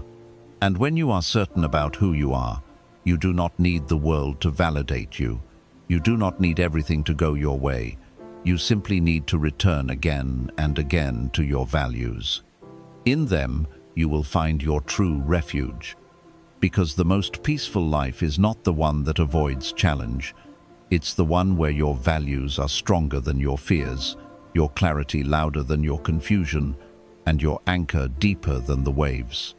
Practice self-compassion like a discipline, because harshness feeds worry, but kindness heals the mind. Worry often disguises itself as responsibility. You tell yourself that you have to think about everything, fix everything, plan everything, or you're failing. But beneath this endless mental busyness lies a deeper wound: self-rejection. Most people are not worrying just about events. They are worrying about themselves. They'll handle it, how they'll be seen, how they'll be judged, what it will say about their worth. And that is why Buddhist teachings emphasize a practice we so often ignore: compassion, not just for others, but for yourself. It's easy to be kind to others. You listen to your friends, you comfort your loved ones, you forgive the people you care about. But how do you speak to yourself when you fail? How do you treat yourself when things fall apart? Most people, without realizing it, are far more cruel to themselves than they would ever be to another human being. They beat themselves up. They replay mistakes. They label themselves as not enough, too sensitive, too slow, not strong. And that harshness creates the perfect soil for worry to grow. Because worry thrives in the absence of safety, and if your own mind is not a safe place for you to land, then your nervous system is always in a state of threat. You're always bracing, always waiting for the next mistake, always trying to be perfect enough to finally relax. But Buddhism teaches a radical truth. You don't become stronger through self-attack. You become stronger through self-acceptance. Not passive acceptance. Not giving up, but the fierce kind, the kind that says, I will be here for myself, no matter what arises. In the teachings of the Buddha, Metta Bhavanathe, practice of loving kindness, meditation begins with yourself. Before you extend compassion to others, you learn to offer it inward. You say, may I be happy. May I be safe. May I be free from suffering. May I live with ease. These are not just words. They are medicine. They are rewiring centuries of inner judgment. They are restoring the mind to its natural state: openness, softness, clarity. Because a harsh mind is always anxious, but a kind mind becomes a sanctuary. Self-compassion is not just an emotional idea. It is a discipline. It is a moment-by-moment choice to catch yourself in the act of self-judgment and shift course. To say, I made a mistake, but I'm not a mistake. To say, this is hard, but I am doing my best. To say, even if today I feel anxious or broken, I will not abandon myself. Worry becomes unbearable when you are fighting both the world and yourself. When something goes wrong, and your first thought is, "What's wrong with me?" you are carrying double the weight external tension and internal shame. But when you bring compassion into your inner world, you create space to breathe. You begin to feel safe inside your own awareness. And in that safety, worry starts to soften. It no longer has a grip, because it no longer has an inner war to feed on. Buddhism teaches that suffering is not just pain, it is pain plus resistance. And often, the strongest resistance is not to the situation itself, but to ourselves. Our fear of being weak, of not measuring up, of disappointing others, of never healing. These thoughts are heavy, but they can be released not by force, but by tenderness. Tenderness is not weakness. In fact, it's the most courageous thing you can practice in a world that teaches you to perform, to achieve, to hustle, to harden. Anyone can chase goals. Anyone can pretend. But to sit with your own mind in silence and say, "I am enough, even now." That takes spiritual strength. So how do you begin this practice? Start with mindfulness. When worry arises, ask, "Am I making this situation worse by attacking myself? Would I speak this way to someone I love? What do I most need to hear right now that I'm not giving myself?" Then, offer yourself that kindness. Speak gently. Place a hand over your heart. Breathe slowly. Say, "I am allowed to be human. I am allowed to be uncertain. I am allowed to not have it all figured out. And even here, in this mess, I am still worthy of love." Over time, this becomes your new baseline. Instead of defaulting to fear, you begin to default to care. Your mind becomes a more peaceful place. Not because life got easier, but because you stopped making it harder for yourself.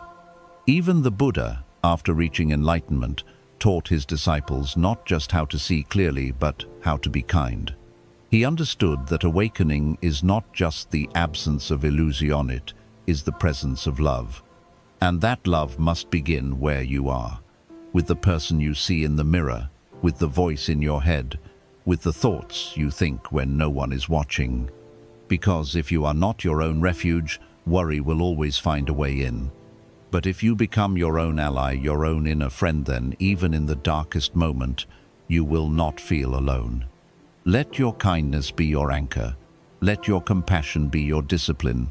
Let your love for yourself be stronger than your fear of failure. And in that, you will find a peace that no amount of worrying could ever give you. Detach from the outcome, act with intention, not expectation. Worry takes root when your sense of peace depends on a particular result. You pray, you act, you try, you hope, but underneath it all, you're secretly telling yourself, "If this doesn't happen the way I need it to, I won't be okay." That hidden expectation is what turns effort into fear. It transforms even the most beautiful intentions into sources of stress. Because now, it's no longer about the path, it's about what you think the path should produce. Buddhism teaches that while action is necessary, attachment to the outcome is the cause of suffering. You must act, yes. You must try. You must show up fully. But the moment you begin to emotionally cling to a specific result, you hand over your peace to something you cannot control. And that is where worry begins to consume you, not because you care too much, but because you are trying to possess what was never yours to own: the future. This is the difference between intention and expectation. Intention is rooted in clarity, presence, and trust. It says, "I will do what aligns with my values, and let the rest unfold." Expectation, on the other hand, says, "I must get exactly what I want, or I'll suffer." One leads to peace. The other leads to fear, frustration, and inner chaos. When you live with expectation, every delay feels like rejection. Every obstacle feels like punishment. Every time something shifts, your mind spirals. What if I fail? What if this doesn't work out? What does this mean about me? But when you live with intention and detachment, even if things change, your center remains stable. Because you never built your peace on outcomes, you built it on presence. Think of a farmer. He plants his seeds, he waters them, he protects them from pests, he prepares the soil, but he cannot control the rain. He cannot force the sun to shine. He cannot dictate the exact moment the plant will bloom. If he spends all day anxiously watching the sky, he will suffer. But if he releases the outcome and trusts the process, he will find peace even while waiting. You are the same. You plant your effort. You nourish it with discipline, with hope, with action. But once the action is complete, you must let go. Let go of whether it succeeds or not. Let go of whether it's seen or not. Let go of how long it takes, not because you don't care, but because you care enough to protect your peace. Buddhist teachings speak of karma not as reward and punishment, but as cause and effect. You are responsible for the cause. Life handles the effect. You are responsible for showing up with integrity. The timing, the results, the recognition, those are not yours to control. And when you truly understand this, you begin to reclaim your energy. You no longer waste it, micromanaging the universe. You redirect it into becoming more mindful, more compassionate, more focused. Worry is often your mind trying to control something after you've already done all you can. It replays, it reanalyzes, it tightens. But the deeper truth is, you're done. The seed is planted. Your job is not to force it to grow, it is to stay aligned while it does. The moment you surrender the outcome, your energy shifts, your heart opens, your breath deepens, and suddenly you feel lighter, not because life is easier, but because you are no longer gripping it so tightly. This is not passivity, it's maturity. It's learning that surrender is not a sign of weakness, it is the greatest sign of wisdom. It's choosing to participate in life fully, without needing life to always follow your script. It's understanding that your worth is not based on whether things go your way, but on whether you remained true to yourself, even when they didn't. So how do you practice this? First, before any action, ask yourself, is this coming from fear or from love? Am I doing this to control or to contribute? Will I be at peace even if it doesn't turn out the way I hope? Then act with your whole heart. Put in your full effort, speak your truth, give your best. But once it's done, mentally release it. Visualize handing it over. Say to yourself, I have done what I can. I now release what I cannot control. This daily discipline will free you more than anything else. You'll stop needing validation to feel whole. You'll stop fearing failure. You'll stop tying your self-worth to how many things go right. You'll begin to enjoy the process of living again, not just the results. Imagine how different your life would feel if you could move through it like the lotus, rooted in the mud, untouched by the water, rising toward the light. The lotus doesn't rush to bloom. It doesn't panic if the sun hides. It grows slowly, patiently, in its own timing. That is what you are learning now, not just to act, but to act without clinging. In Buddhist thought, liberation comes not when life becomes predictable, but when your mind no longer demands that it must be. Detachment from the outcome is not detachment from life. It is deeper participation in life. It is a partnership with existence. It is saying, I am here. I will give all I have. But I no longer need to control what I receive. Let that be your practice. Give your full presence. Offer your full heart. Release your need to control. and return to stillness. Because in the end, the most powerful thing is not that you achieve everything, but that you remain peaceful whether you do or not.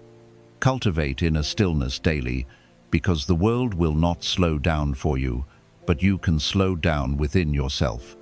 We live in a world that is constantly rushing. Information never stops, notifications never sleep, expectations never end. And in the middle of it all, you are expected to keep up, respond quickly, achieve more, stay productive, stay relevant. But the more you speed up to match the world, the more you drift away from yourself. Your mind races, your breath shortens, your body tenses, and worry becomes your default state. But Buddhism offers a different path. It teaches that the world may never slow down, but you can. You can train your mind to stay still even while everything else moves. You can create inner silence even when life outside is noisy. You can become a calm center in the middle of chaos. This is not about escaping life. It's about mastering your relationship with it. Stillness is not the absence of movement, it's the presence of awareness. It's a conscious return to your inner space, again and again, throughout the day. And that return is not a luxury, it is a necessity. Because without it, you become reactive.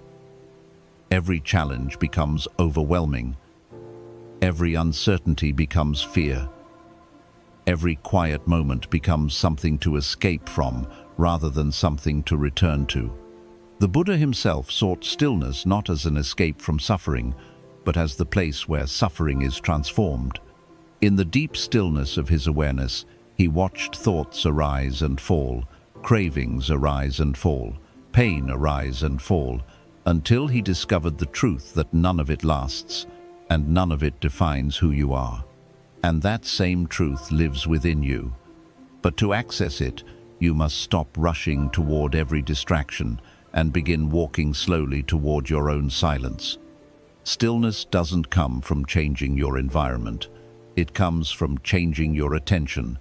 You can find it in the middle of a busy day, in a crowded room, in the middle of a meeting or a conversation if you are present. The problem is not noise, it's unconsciousness. When you lose your awareness, you lose your peace. But when you anchor yourself in presence, even the noise cannot disturb you. That is why stillness must become a daily discipline, not just a weekend retreat or a distant goal. You must make time every day to slow down, not for the sake of productivity, not to recharge so you can do more, but to remember who you are when everything else is stripped away, when the phone is off, when no one needs you, when the only sound is your breath. This moment of stillness is not wasted time. It is the most powerful part of your day. In it, your nervous system resets, your thoughts settle, your priorities clarify. Your breath returns to its natural rhythm. You begin to hear what you were too busy to notice, the quiet wisdom inside you, the guidance that doesn't shout but whispers, the intuition that lives not in thought, but in presence. So, how do you cultivate this stillness? You begin by committing to it. Choose one moment every day, morning, afternoon, or night, and protect it. Sit quietly. No phone, no music, just you and your breath. At first, your mind will resist. It will beg for stimulation. It will remind you of your to-do list. That's okay. You are not trying to stop your thoughts. You are simply learning to not follow them. Imagine sitting beside a busy road. Cars pass by, some fast, some loud, some familiar. But you do not chase them. You simply watch. Your thoughts are those cars. Let them come. Let them go. Return to your breath. Return to your body. Return to the space beneath the thoughts. Over time, this stillness becomes familiar. It becomes a place you can return to any time between meetings, during stressful conversations, before sleep, and eventually you realize it was never far. It was always there, beneath the noise, like the sky behind the clouds, like the ocean beneath the waves. Stillness is also about how you live, not just how you sit. Practice walking slower, eating slower, listening deeper, speaking with intention, bringing full presence to whatever you're doing. Every moment becomes a meditation when you are truly in it. Washing dishes becomes a sacred act. Drinking tea becomes a ritual. Talking to someone becomes an opportunity to connect, not just respond. When your life becomes infused with this stillness, worry begins to lose its grip. Because most worry lives in rushing ahead into the future, into assumptions, into imagined problems. Stillness pulls you back into the now. And the now is never as frightening as your thoughts about it. Stillness also gives you strength. The person who can remain still in crisis, who doesn't react blindly, who breathes before speaking, who listens before assuming, that person is unshakable. That person does not fear uncertainty because they are anchored. They do not need to control everything because they have already mastered the one thing that matters, themselves. So let this be your reminder. Stillness is not for monks alone. It is for you. It is for your daily peace. It is for your sanity. You do not need to abandon life to find it. You simply need to return again and again, until returning becomes your way of being. The world will not slow down, but you can. And when you do, you will discover that everything you've been chasing, clarity, focus, strength, peace, was waiting for you in the space you were too busy to enter. Sit, breathe, be still, and in that stillness, find the life you've been missing. Reinforce mental flexibility, because rigidity is the silent enemy of peace.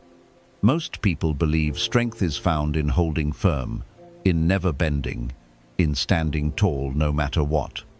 But in Buddhism, we are reminded that true strength is found in flexibility, not in resisting life, but in adapting to it with grace. Rigidity of the mind is one of the most subtle causes of suffering. You become fixed on how things should be. You cling to plans, identities, roles, and expectations. And the moment life doesn't match that internal script, your peace begins to unravel. Mental rigidity creates a fragile mind. You tell yourself, this must go my way. This person must behave how I want. This situation must remain exactly as I planned. And in that attachment, you build a life that is incredibly vulnerable. Because life, by its nature, changes. People shift. Circumstances evolve. Paths diverge. The more rigid your thinking, the more pain you feel when things don't go according to plan. This is why Buddhist wisdom teaches the value of non-attachment, not just to things or people, but to ideas and mental structures. Letting go doesn't mean you don't care.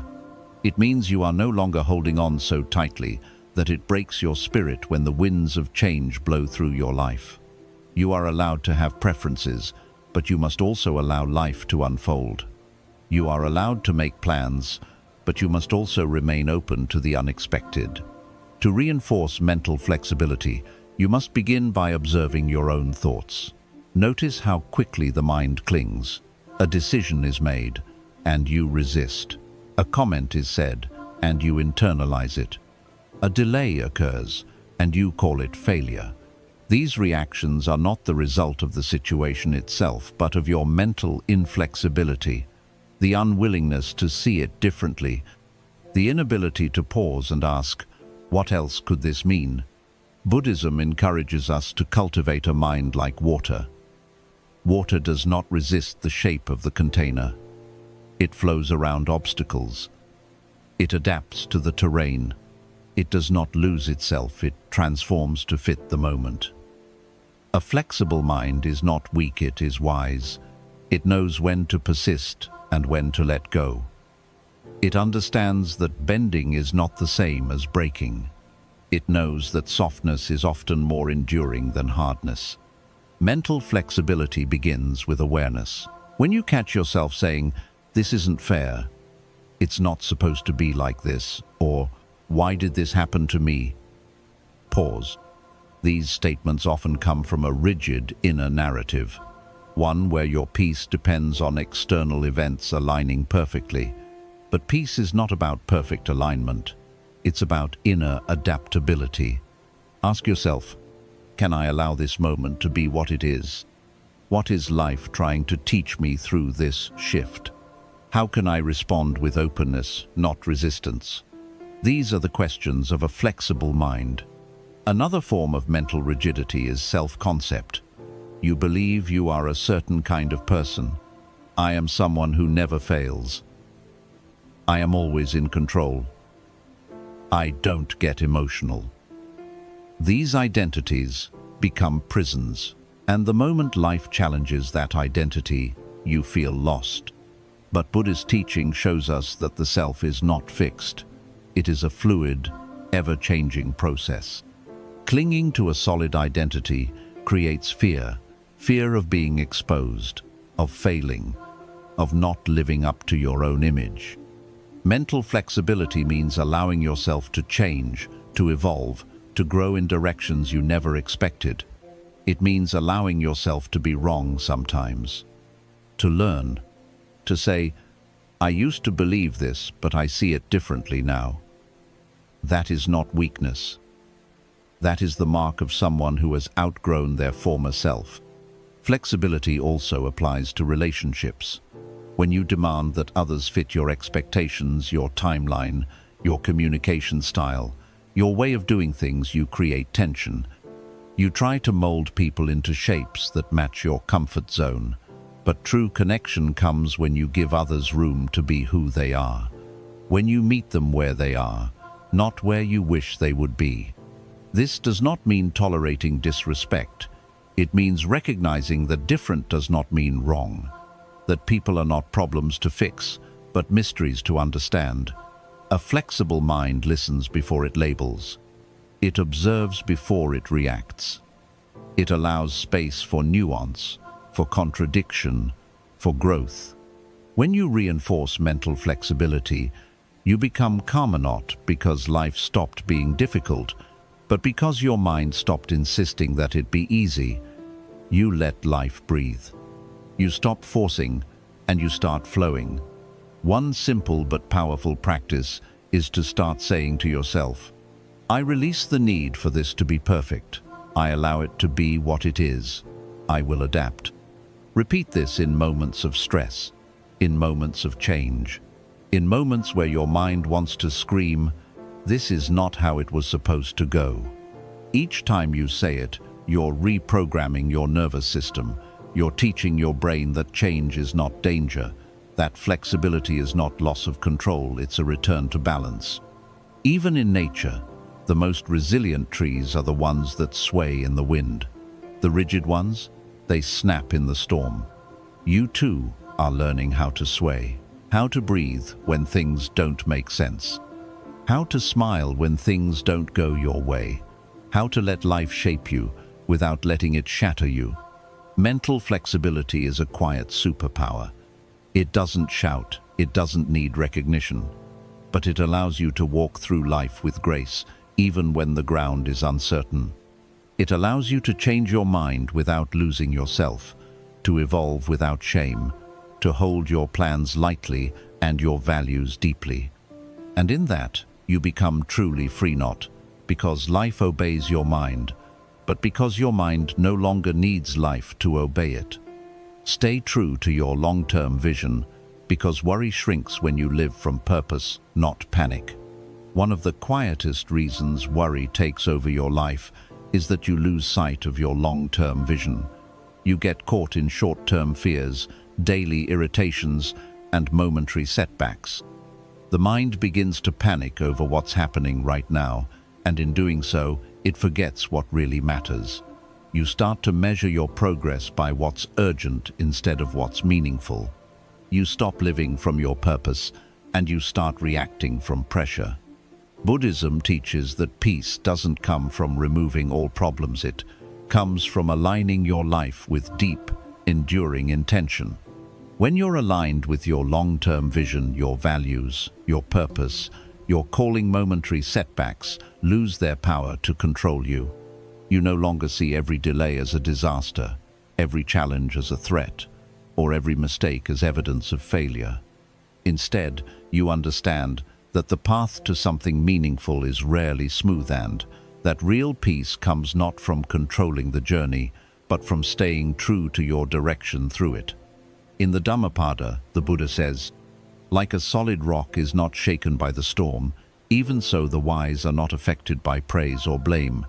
That solid rock is not built from certainty, it is built from vision, from the commitment to something deeper than success or approval, from an internal compass that keeps pointing forward, even when the path gets rough. Most people live on the surface of their goals. They want peace, love, success, but they haven't anchored those desires in something bigger than comfort. So when life gets hard, they panic. They question everything. They abandon the journey too soon. Why? Because they were driven by immediate results, not sustained purpose.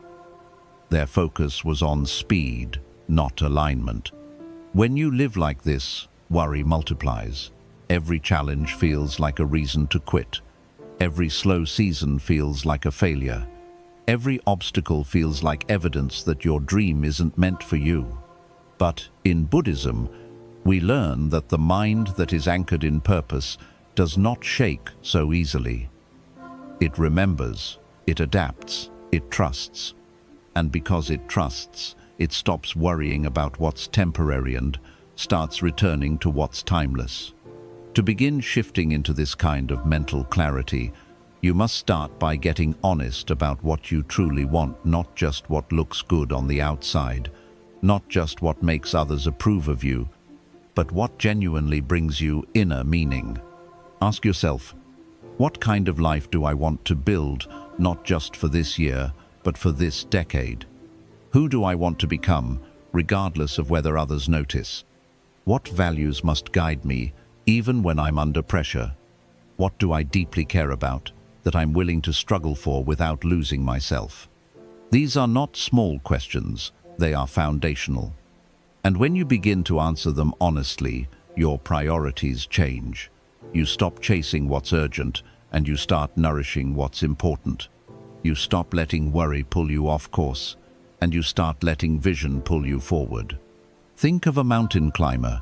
When they fix their eyes on the peak, they don't panic every time they trip or the weather shifts. They adjust, they rest, but they keep going. Why? Because they remember the vision, they remember the purpose. They're not climbing for comfort, they're climbing for meaning. And so, they accept the discomfort. They trust the process. They don't quit just because the terrain gets tough. You are also climbing, maybe not a literal mountain, but something spiritual, emotional, or creative. And the path will never be flat. But if your eyes are focused only on the next few steps, every rock will feel like a threat. That's where worry grows in the absence of direction. But when you keep returning to the summit of your vision, you stop giving energy to what doesn't truly matter. You start conserving your peace for what does. This is why daily reflection is so important. Buddhist practice is not about living perfectly, it's about living consciously. You reflect not to judge yourself, but to realign. Each morning, ask, what is my intention for today? Each evening, ask, did I live according to my purpose? Or did I get lost in distractions? These small rituals reconnect you with your why, and your why is what carries you through uncertainty. Staying true to your long-term vision also gives you permission to move slower. In a world obsessed with speed, that's a revolutionary act. You no longer need to rush just to keep up. You no longer measure success by how fast you arrive, but by how aligned you remain. You no longer panic just because others seem ahead, because you know your path is sacred not because it's easy, but because it's yours. Worry thrives when you compare your journey to others. Vision reminds you that your path has its own timing. Worry thrives when you demand constant results. Vision reminds you that growth often happens in silence. Worry thrives when you lose yourself trying to please others. Vision reminds you that your peace lives in truth, not performance. So cultivate this vision every day. Write it down, speak it aloud, meditate on it. Let it guide your decisions, shape your discipline, and hold you steady when your emotions try to shake you. Let it be the flame that burns, even in darkness. Let it be the compass that points you home. Because when your mind is grounded in vision, the small worries of today lose their grip. You stop chasing peace. You start walking in it. Use adversity as fuel. Let hardship refine you, not define you. One of the most misunderstood aspects of life is the role of adversity. Most people fear it. They pray it never comes. They treat hardship as an interruption, a sign that something has gone wrong. But in Buddhist wisdom, adversity is not an enemy. It is a mirror. It is a sculptor. It is the fire that removes what is false and strengthens what is true. Pain is not punishment. It is the great purifier. The Buddha's own path began with suffering. He was not awakened in comfort, but in confrontation with the raw truths of life, sickness, aging, and death. He left behind luxury, not because it was evil, but because it was distracting him from the truth. And the truth is this: without adversity, the soul cannot awaken. Without hardship, the ego never breaks. Without friction, there is no flame of insight. Worry often arises not because something bad is happening, but because you believe it shouldn't be happening. You resist, you panic, you ask, "Why me?" But Buddhism teaches us to ask different questions. What is this moment here to teach me? What part of me needs to grow in order to meet this challenge? How can I let this sharpen me, not shatter me? These are not questions of weakness. They are questions of awakening. Adversity is not something to be escaped. It is something to be used. Like a blade being sharpened, your challenges, if met conscious, will refine your focus, deepen your character, and awaken your compassion. But only if you stop resenting them. Only if you stop running from the discomfort and start meeting it with presence. What does that look like? First, it means no longer playing the role of the victim. Yes, what happened may not have been fair. Yes, it may have hurt more than words can say. But staying in the story of your pain only keeps it alive. Worry feeds on unprocessed wounds. But healing begins when you stop blaming life and start engaging with it, when you stop asking why it happened and start asking what you can build from it. In Buddhist thought, suffering is like a fire. You can stand near it and get burned, or you can use it to create warmth, to forge something new. The fire is not the problem. How you relate to it determines what it becomes. The same fire that destroys a forest can also be used to cook food, to give light, to create tools. Adversity too has dual potential. It can either consume you or transform you. Worry often grows because you see pain as permanent. You believe the storm will never pass. But every painful moment is impermanent by nature. No emotion lasts forever. No wound stays open forever. But if you believe the pain will never end, you empower the worry. You feed the fear. You shrink your world to the size of your suffering. To use adversity as fuel, you must learn to sit with your discomfort, not to escape it, not to distract from it, but to witness it, to breathe through it, to allow it to move through you like a wave, not so it can drown you, but so it can wash something away. Each wave brings a lesson, each storm carries a message, but only the quiet mind hears it. In moments of hardship, the undisciplined mind spirals. I can't do this. This is unfair. I'll never get through it. But the trained mind, the one anchored in Buddhist presence, says, this is hard. But I am here. This hurts. But I'm still breathing. I don't understand yet. But I trust this will shape me. These shifts in thought don't erase the pain, but they protect your peace inside the pain. They remind you that adversity is not the end of the road, it is the carving of a deeper path within you. Hardship also brings humility. It shows you how little control you have over the outside world and how much control you have over your inner response. In that way, adversity becomes your teacher. It humbles your ego, breaks your illusions, and introduces you to parts of yourself you would never have met otherwise. Resilience, patience, courage, surrender. Think back to the hardest seasons of your life. The ones that brought tears, confusion, heartbreak. Are you not wiser now because of them? Did they not reveal to you what really matters? Did they not show you how strong you actually are? This is not to glorify suffering. Buddhism does not romanticize pain, but it does recognize its transformative potential. When met with mindfulness, adversity becomes a sacred doorway. It leads you deeper not away from life, but toward its very essence. So the next time you are hit with a setback, a loss, a painful change, pause. Don't rush to fix it. Don't numb it. Sit with it. Ask it what it's here to show you. Open yourself to its wisdom. You may find that the very thing you feared was breaking you was actually trying to build you. In Buddhist meditation, there is a practice called mindfulness of difficulties. Instead of avoiding pain, you sit with it, you observe it, you breathe into it without judgment. And slowly, you realize something profound. You are not the pain. You are the awareness holding it. You are not the story. You are the silence behind it. And from that silence, new strength emerges. Adversity forces you to confront what you've avoided. It pushes you to grow beyond your comfort. It clears the space where something deeper can be planted. But only if you allow it. Only if you say, "This is not happening to me. It's happening for my evolution." Let your wounds become windows. Let your scars become symbols not of what broke you, but of what rebuilt you.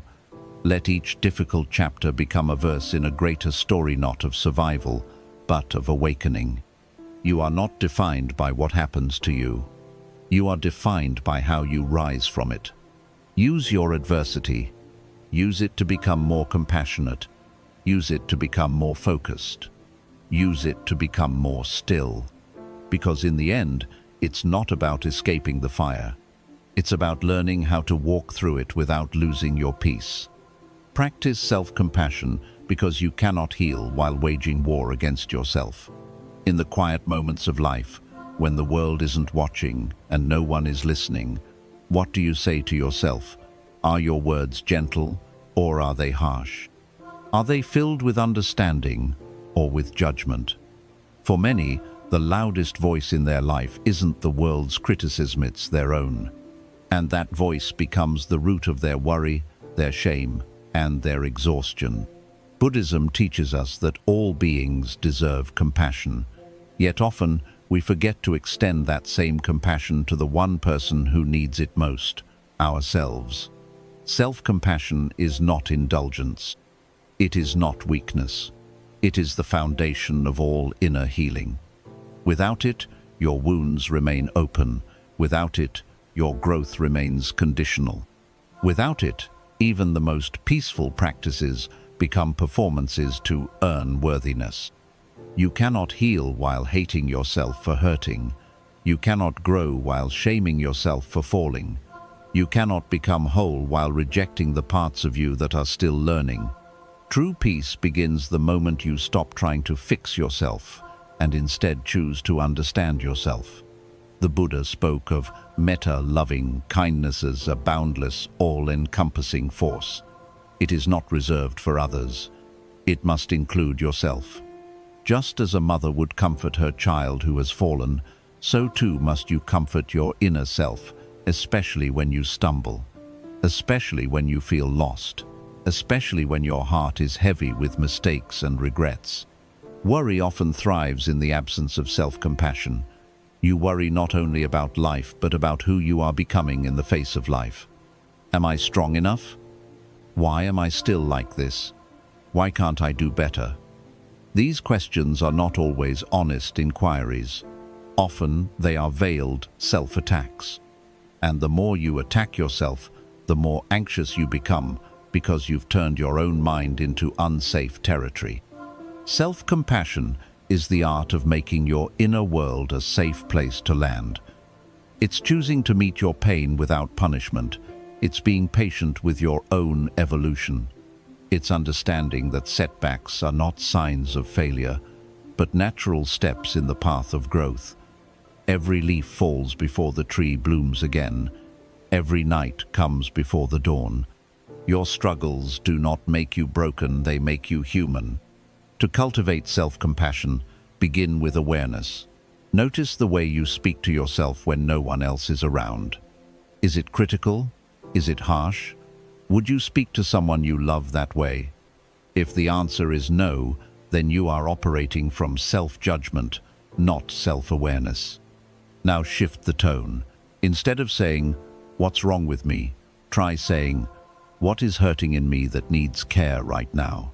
Instead of saying, "I should be stronger," try saying, "I'm doing the best I can with what I know right now." Instead of saying, "Why am I like this?" say, "This is a part of me that's asking for healing, not shame." These shifts are not just about language, they are about energy. They invite peace into the parts of you that have been waiting for years to be acknowledged.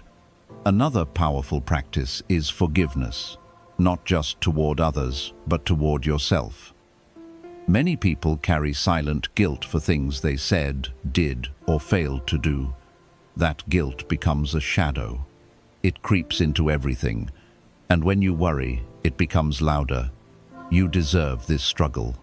This is karma for your past. You're not worthy of happiness, but Buddhism teaches that karma is not punishment. It is cause and effect. It is learning and transformation. You are not meant to stay in the pain. You are meant to evolve through it. And that evolution is blocked when you refuse to forgive yourself. Self-forgiveness is not saying what you did was okay. It's saying you are no longer willing to define yourself by your worst moments.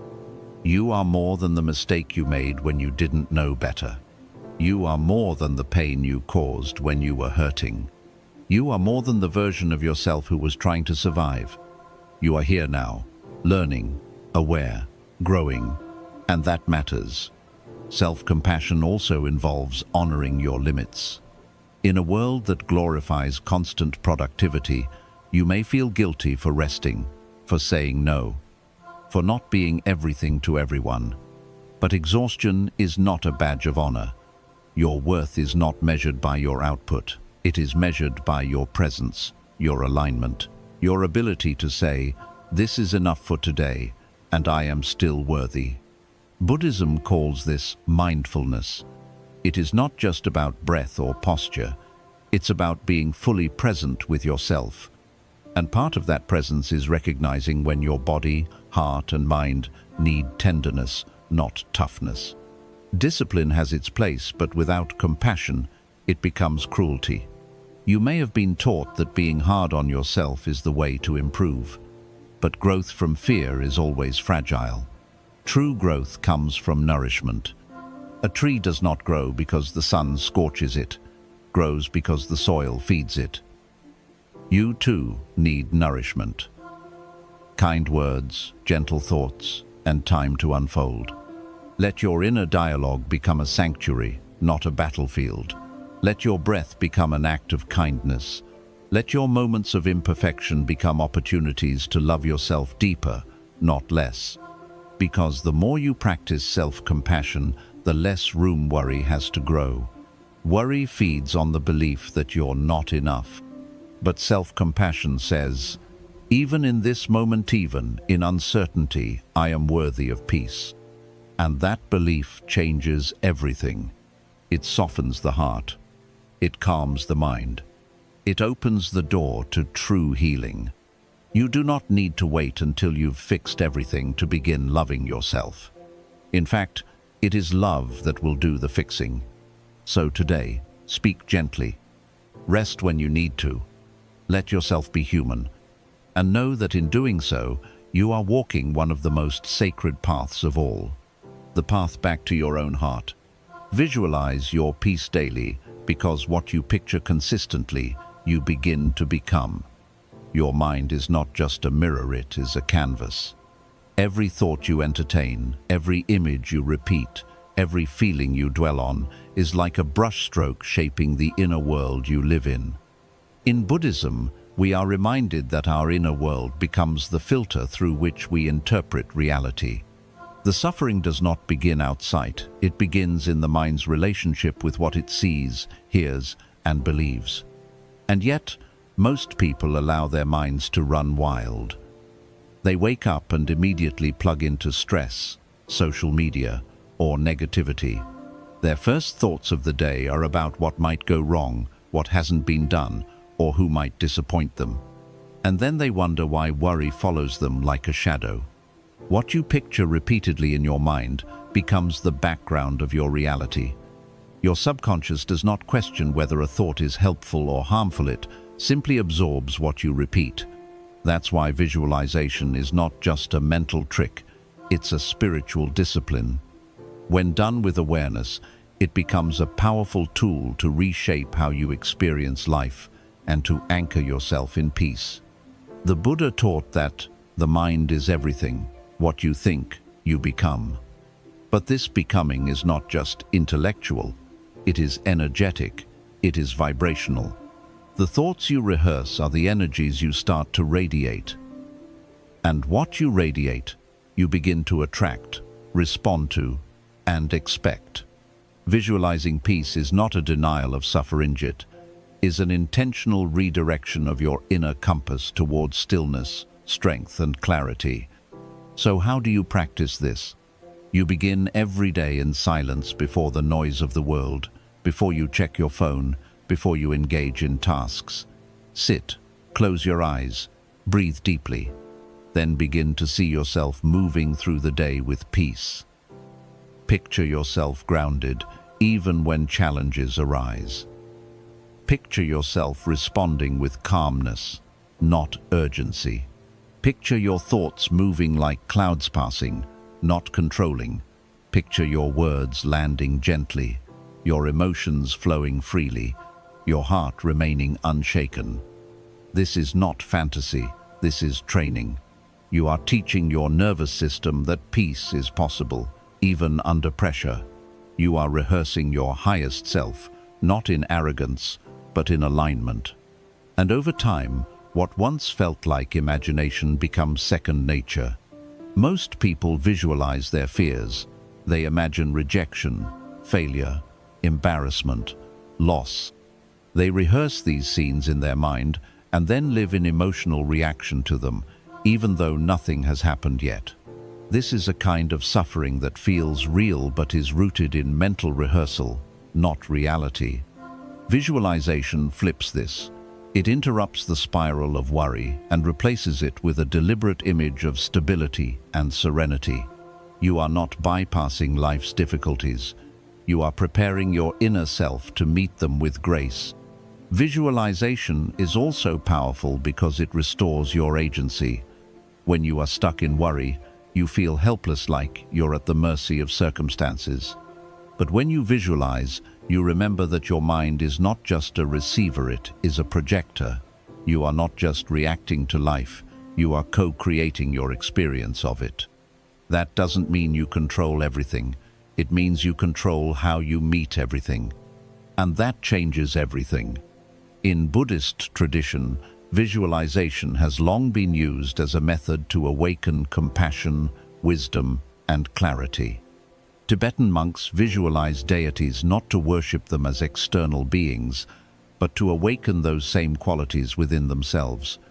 They are not imagining gods, they are invoking their own potential. Similarly, when you visualize peace, you are not pretending life will be easy. You are activating the peaceful self who can move through it with mastery. Peace is not something you wait for.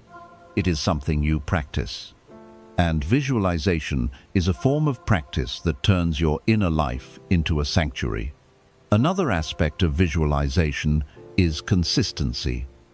Just as you cannot get strong by exercising once, you cannot become peaceful by visualizing once. It must be daily. It must become your spiritual hygiene. Each morning, you wash your body. Why not also clear your mind? Why not give your spirit something clean to breathe? Create a daily ritual. A few minutes is enough.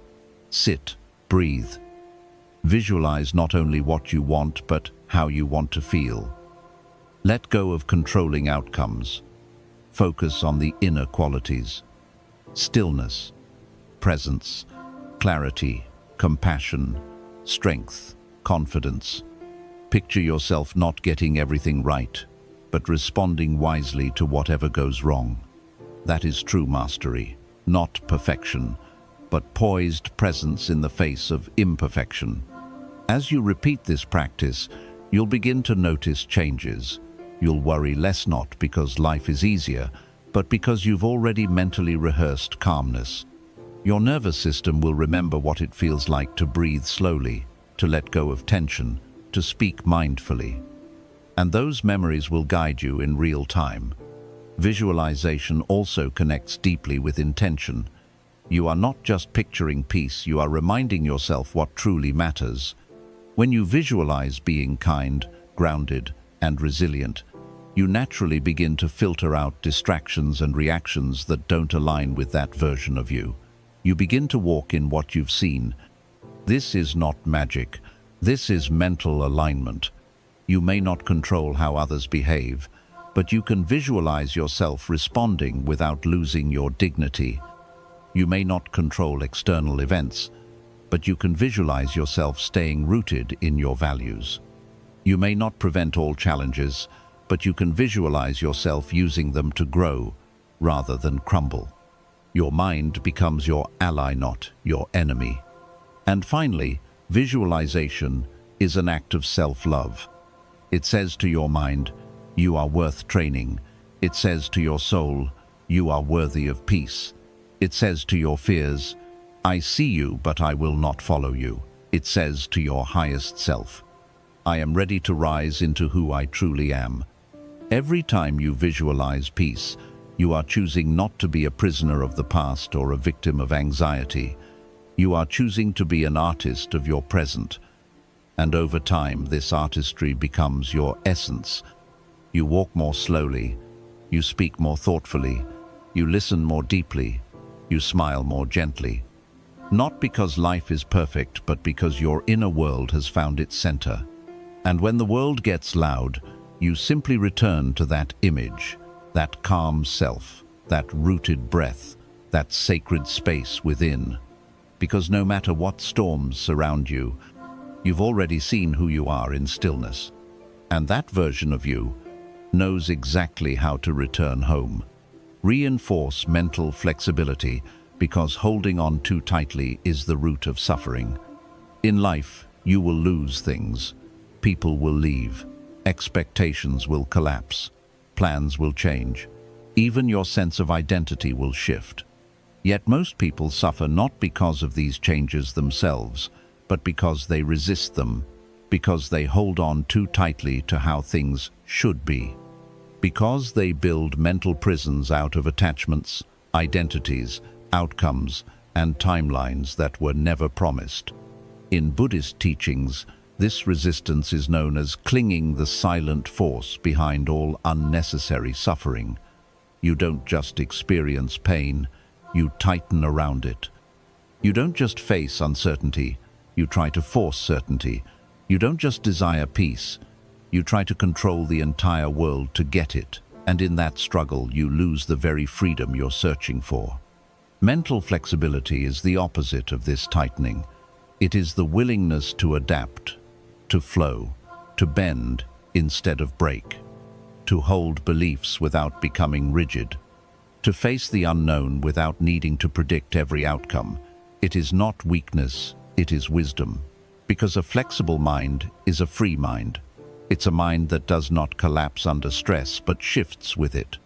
A mind that does not shatter under pressure but opens into presence. Think of a tree during a storm. The one that resists the wind with stiff branches often snaps, but the one that bends survives.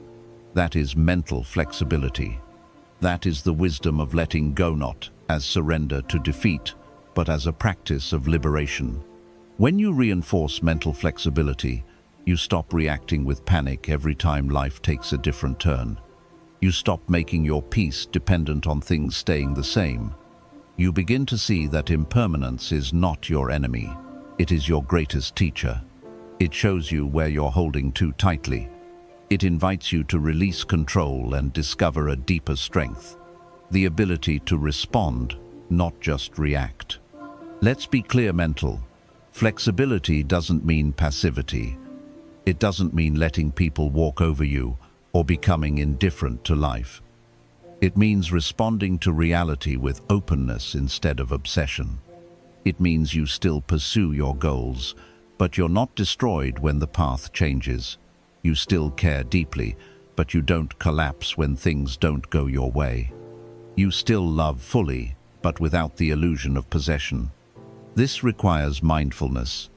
To catch yourself in the act of clinging, to pause when your thoughts spiral, to breathe when your mind starts arguing with what is.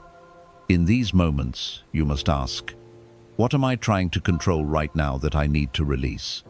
Am I trying to force something that life is asking me to let go? What would peace look like if I softened my grip? Your freedom begins the moment you stop demanding that life align with your expectations and instead start aligning yourself with life as it is, not as passive resignation, but as active presence. In Buddhism, there's a powerful concept called equanimity. It is the unshakable balance of mind in the face of gain or loss, praise or blame, pleasure or pain. It is the deep inner steadiness that says, I will not be pulled out of my center by external changes. This is not numbness, it is clarity. It is what arises when you stop identifying with every emotion, every thought, every fluctuation in your mood or circumstance. Mental flexibility gives you space to choose. When someone criticizes you, you don't have to collapse into self-doubt. You can reflect and respond with dignity. When a plan fails, you don't have to spiral into despair. You can adapt and create a new one. When life slows down, you don't have to fill the silence. You can embrace it and let it teach you. A rigid mind believes that every delay is failure, every silence is rejection, every mistake is a threat to self-worth. But a flexible mind sees differently. It knows that life unfolds in waves, that sometimes a closed door is redirection, that silence can be sacred, that mistakes are part of growth. And in that wisdom, worry begins to fade because nothing needs to be perfect anymore. Everything just needs to be present. To strengthen this mindset, begin small. Catch yourself when you speak in absolutes. I always mess up. Nothing ever works out. This has to happen now. These are the voices of rigidity. Replace them with curiosity. What else could this mean? What's the lesson here? Can I try another way? This simple shift breaks the grip of panic and opens the mind to new possibilities. Another practice is to welcome change consciously. Each week, do something different. Take a new route. Try a new routine. Sit in silence with uncertainty. These are not trivial acts, they are training. They teach your nervous system to stop associating change with danger. They show you that your safety does not come from sameness, it comes from your inner resourcefulness. Remember this, what you can't bend around will eventually break you. Not because life is cruel, but because life is uncontrollable. And mental flexibility is your only sustainable defense. Let go of needing to be right all the time. Let go of needing to be certain before you take a step. Let go of needing everyone to understand your journey. Let go of trying to hold together an image of perfection.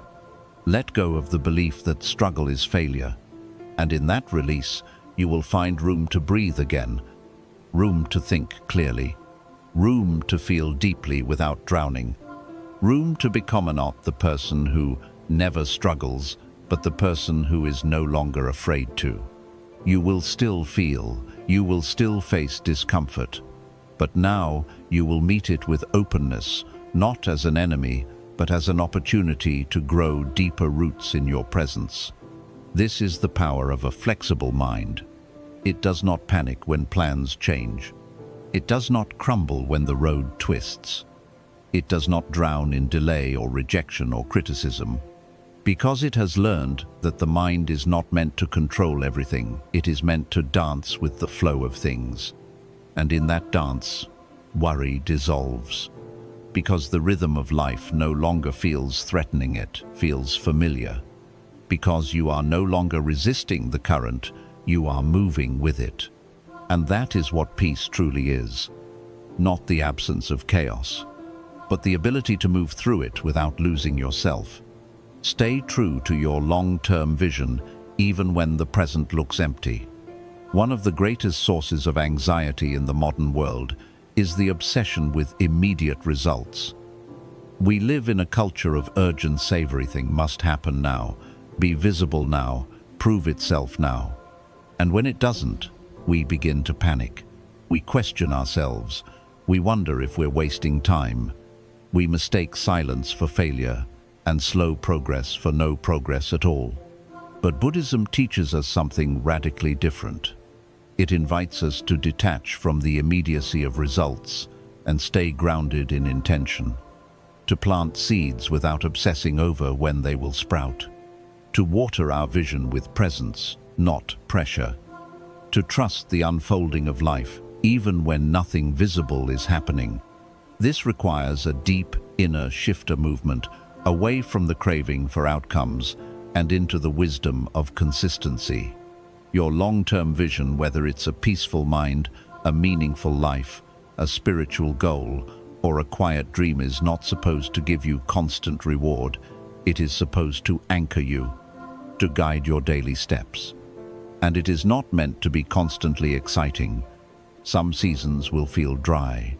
Some days will be repetitive. Some efforts will feel unnoticed, but none of it is wasted. Because in the stillness, you are growing something invisible: character, patience, and resilience. Think of the bamboo seed. For years after it is planted, it shows no visible growth. You water it, care for it, and still, the surface remains bare. But underneath, a vast root system is developing, and once it's ready, it shoots upward fast, strong, unstoppable. The same is true of your vision. If you abandon it because you don't see results, you miss the deeper work life is doing within you. Mental peace comes when you stop demanding constant feedback from the external world, when you let go of the need to constantly prove that you're on the right path. Buddhism teaches that the right path is not the one with the fastest results, it's the one that aligns with your truth, your values, and your awareness. To stay true to your long-term vision, you must redefine what success looks like. It is not just achievement, it is alignment. It is showing up every day with integrity, regardless of recognition. It is doing the inner work, even when no one applauds. It is walking your path without needing external validation to justify it. And here's the truth: the world may never validate your vision the way you want. Some people won't understand it. Some seasons won't reflect it. But that doesn't mean it's wrong. It means it's sacred. It means it's yours to carry with quiet strength. This is where faith becomes essential, not just faith in an outcome, but faith in the process. In Buddhism, faith is not blind belief. It is trust rooted in awareness. It is the calm certainty that consistent, conscious action rooted in right intention will eventually bear fruit, even if you do not control how or when.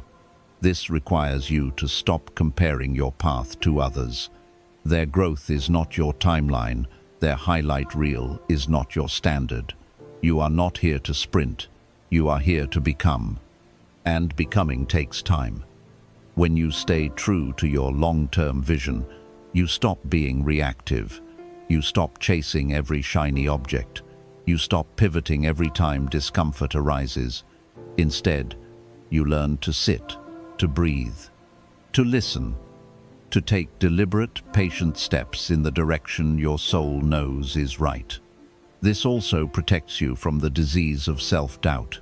When you measure your worth by results, your confidence will always be unstable. But when you measure your peace by presence, when you know that showing up, aligning, and remaining honest with yourself is enough, you become unshakable. Here are ways to reinforce this practice. Create a daily ritual of reconnection. Each morning, remind yourself of your why. Write it down. Sit with it. Let it become your silent mantra throughout the day. Practice non-attachment to outcomes. Do the work without obsessing over when the reward will come. The reward is the work itself. The clarity, the discipline, the presence you cultivate, these are already valuable. Anything else is a bonus. Let boredom be part of the path. Not every moment needs to feel inspired. Growth often looks like repetition, like watering a plant every day, even when it hasn't bloomed yet. Boredom is not failure, it's a sign you're committed. Visualize the end, but return to the now. It's good to remember your destination, but don't live there. Touch it like a lighthouse, but row your boat in the present. Your power is in your daily actions, not in fantasies. Honor the invisible work. Healing, spiritual maturity, character, these are often unseen. Don't dismiss what can't be measured. Many things that truly matter will never trend, go viral, or earn applause. But they will build your foundation. Trust the delays. In Buddhist thought, delay is not denial. Sometimes you are being prepared for something larger than you can currently hold. Trust that life knows the right time better than your mind does. Surround yourself with stillness. Spend time away from noise. Not everything needs input. Let your vision breathe. Let your spirit recalibrate. When the world is loud, your inner compass must be quiet to function clearly. Repeat, don't rush. The secret to long-term transformation is repetition, not intensity, not breakthroughs, but daily, consistent, intentional repetition. Keep doing what aligns 7 when no one notices. Even when it feels slow, your long-term vision is not just about where you're going, it's about who you're becoming along the way. It's about the strength you're building in silence, the resilience you're cultivating in the unknown, the depth you're forming while no one is watching. This is what worry can never give you, because worry is loud, reactive, urgent. But vision is quiet, steady, unbothered. Worry says, you're not there yet. Vision says, stay the course. Worry says, this isn't working. Vision says, you're being formed. Worry says, what if you fail? Vision says, what if you become? And that's the real question. What are you becoming by staying committed to what matters 7 when it's not easy, glamorous, or fast? You are becoming grounded. You are becoming focused. You are becoming unshakable. So stay true, stay present, stay patient, and trust this simple truth.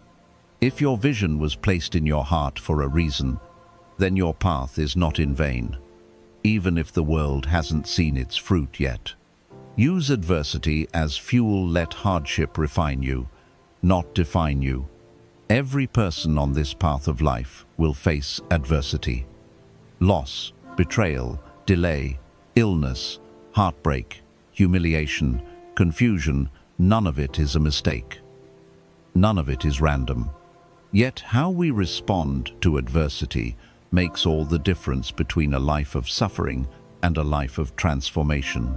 Buddhism teaches that pain is inevitable but suffering is optional, and this profound truth begins with understanding that adversity is not here to destroy you, it is here to awaken you.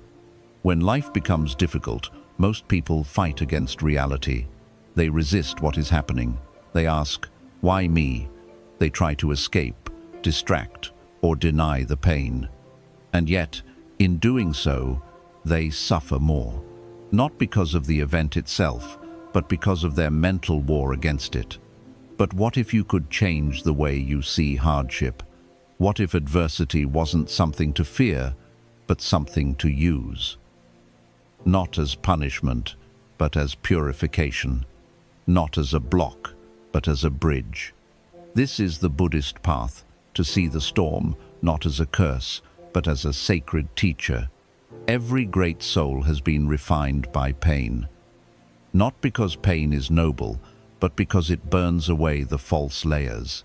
It reveals what's real. It humbles the ego. It deepens compassion.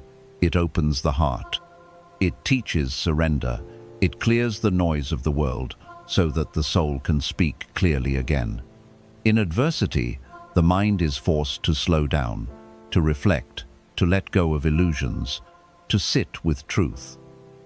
And while this process is uncomfortable, it is also powerful, because when everything falls apart on the outside, you are invited to rebuild something stronger on the inside. This is not about glorifying suffering. Buddhism does not ask you to love pain. It asks you to be present with it, to see it clearly, to ask, "What is this moment here to teach me?" Because even your darkest hour contains light if you are willing to look with wisdom. The lotus, a sacred symbol in Buddhism, blooms from the mud, not in spite of the mud but because of it. Without the darkness, there is no contrast for the bloom. Without the struggle, there is no strength. The same applies to your journey. You cannot grow without friction. You cannot expand without pressure. You cannot discover your depth while living only on the surface. So instead of asking, "How can I avoid hardship?" ask, "How can I grow through this?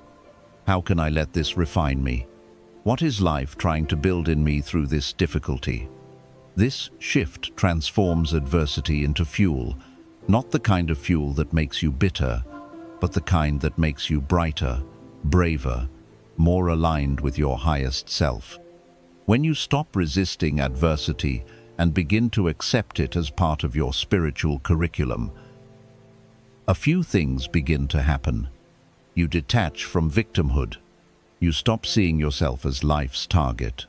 You stop asking, "Why me?" and begin to ask, "What now?" This unlocks action. It unlocks courage. It removes the illusion that you are helpless. You are never helpless when you have awareness. You build inner stability. Adversity forces you to find strength within. When the external world becomes chaotic, your only refuge is your internal world. And the more you build it through breath, stillness, reflection, and presence, the more unshakable you become. You break ego illusions. Suffering humbles. It shows you where you were clinging, where you were arrogant, where you relied too much on control or image. It breaks down the ego so that the true self can rise not polished but honest. You awaken compassion. Once you've been through pain, you begin to see others differently. You speak softer, judge less, hold space. Why? Because you know what it's like to suffer, and that memory makes you kind. That is not weakness, it is wisdom.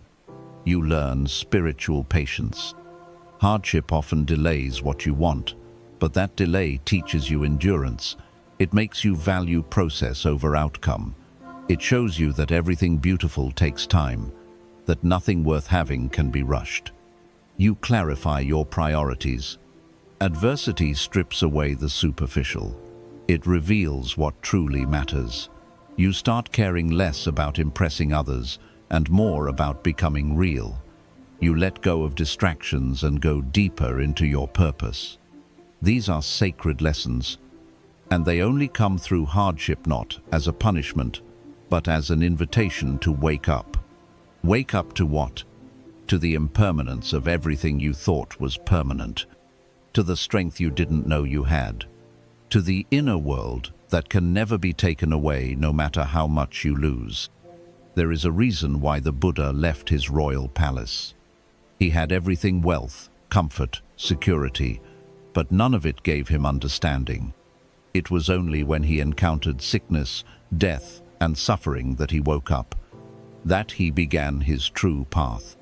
Your adversity is your teacher in the same way. It is not there to shame you, it is there to sharpen you, to strip away what does not serve, to prepare you for deeper clarity, deeper purpose, deeper freedom. But this only happens if you stay present, if you don't rush to escape the discomfort, if you sit with the pain and ask it what it needs, if you treat it like a guest, not a curse. Come in, you say. Teach me what I must learn, and when it leaves you stronger. Practical ways to begin this transformation. Journaling through adversity. Write not just what hurts, but what it is showing you. Keep asking, what is life trying to teach me right now? Daily stillness. Even 5 minutes of breathwork or sitting in silence creates space for clarity. In adversity, you don't need more noise, you need presence. Let go of needing answers. Wisdom is not always knowing, it's often allowing. Let your questions stay open. Trust that answers arrive when you're ready, not when you force them. Turn your pain into service. Once you've survived something, help someone else through it. Pain becomes sacred when it is shared to lift others. Avoid numbing your discomfort. Many run to distraction phones, noise, toxic habits. But healing only happens when you stay conscious. Breathe, feel, sit with it. Affirm your strength, not with blind positivity, but with truth. This is hardened, I am still here. That sentence is a mantra of quiet power. Finally, understand this. Adversity will visit you many times in life. You cannot stop the waves, but you can learn to surf them with grace, to turn toward them with courage, to let them move through you without destroying your peace. Let adversity be your forge, not your prison. Let it build you, not break you. Let it remind you not of your weakness, but of your becoming. Because the greatest souls are not those who never struggled. They are the ones who faced the fire and emerged wiser, softer, stronger. So, when life sends hardship, do not ask for it to end quickly. Ask for it to complete its work in you. And trust this. The version of you on the other side of pain is not just more resilient.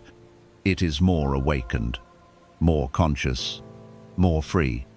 Cultivate inner peace through intentional silence, because not everything deserves a reaction. In a world filled with noise, reaction, and constant stimulation, silence has become a lost art. We are trained to respond instantly, to defend ourselves, to prove a point, to post, comment, explain, reply. But every time we do, we spend a piece of our peace, and very rarely do we stop and ask, is this even worth my energy? Buddhism teaches something radical. Not everything requires your voice. Not every situation requires your presence. Not every insult needs a defense. Not every storm needs your resistance. Sometimes, the greatest strength is found not in what you say, but in what you choose not to. This is the path of intentional silence. A silence that is not weakness, but wisdom. A silence that does not escape, but observes. A silence that is not emptiness, but sacred space. When you practice this kind of silence, you stop reacting impulsively to the world. You begin to move from a place of inner stillness. You take your power back not by shouting louder, but by refusing to be pulled into every emotional storm that passes your way. This kind of peace cannot be disturbed because it is not built on circumstance. It is built on clarity, on restraint, on presence. Think of a lake. When it is calm, it reflects everything clearly, but when it is disturbed, all you see is chaos. Your mind works the same way. The more you react, the more disturbed it becomes. The more disturbed it becomes, the more confused your vision gets. But when you return to silence, your mind settles, and you can see clearly again. Intentional silence is not about withdrawing from life. It is about returning to it with a deeper presence. It is the ability to pause before responding, to observe before speaking, to feel before acting. It means catching yourself when your ego wants to jump in, when someone insults you and your pride says, respond, but your wisdom says, don't. Protect your energy. It's the moment you realize that peace is more valuable than being right. When you master this, everything changes. You no longer fall into petty arguments. You no longer chase validation. You no longer react to every opinion, insult, or provocation. You become grounded, centered, untouchable, because your peace is no longer controlled by others, it is rooted within you. Let's break this into deeper reflections. Not every battle is yours to fight. Many situations are simply trap tests to see if you'll waste your peace. When someone is trying to provoke you, they don't need truth, they want reaction. And if you give it, you lose. Let go of the need to always have the last word. That's your ego talking, not your soul. Silence is the last word of the wise. Silence allows the truth to reveal itself. When you speak too soon, you often speak from emotion, from fear, from ego, from hurt. But when you wait, when you stay still, the truth rises. You begin to respond from wisdom, not from wounds. And in that response, there is power. Every reaction is an energy transaction. Your attention is your currency. Every time you react, you invest energy. Ask yourself, is this worth my attention? Will this conversation serve my peace or sabotage it? If the answer is no, let it go. Not from fear, but from mastery. Silence is the training ground of awareness. In silence, the mind reveals itself. You see the thought patterns, the triggers, the old wounds. You begin to unlearn the need for constant stimulation. You return to your breath, to your body, to the now. And from this awareness, you awaken. Stillness is where the divine speaks. In Buddhism, meditation is not just a practice, it is a portal, a sacred space where you meet yourself without distortion, without noise, without performance. In stillness, your soul speaks. Your intuition sharpens, and you no longer feel the need to chase answers from the outside. When you don't react, you don't regret. Many regrets come from impulsive words, from heat-of-the-moment reactions, from ego-driven responses. But silence gives space. Space to breathe, space to reflect, space to choose. And in that space, you find peace. Not reacting does not mean not caring. This is a common confusion. Silence is not indifference. It is discernment. You are not ignoring, you are observing. You are not avoiding, you are choosing a higher path. A path that is not reactive, but responsive. Not emotional, but intentional. To live this way requires training. You must train your nervous system to stop interpreting every discomfort as danger. You must train your mind to stop reacting to every thought. You must train your heart to stop needing constant reassurance. Here are some practical practices to help cultivate this inner silence. Daily silent sitting. Even 10 minutes a day, without distractions. No music, no phone, just your breath. Let your thoughts rise. Let them fall.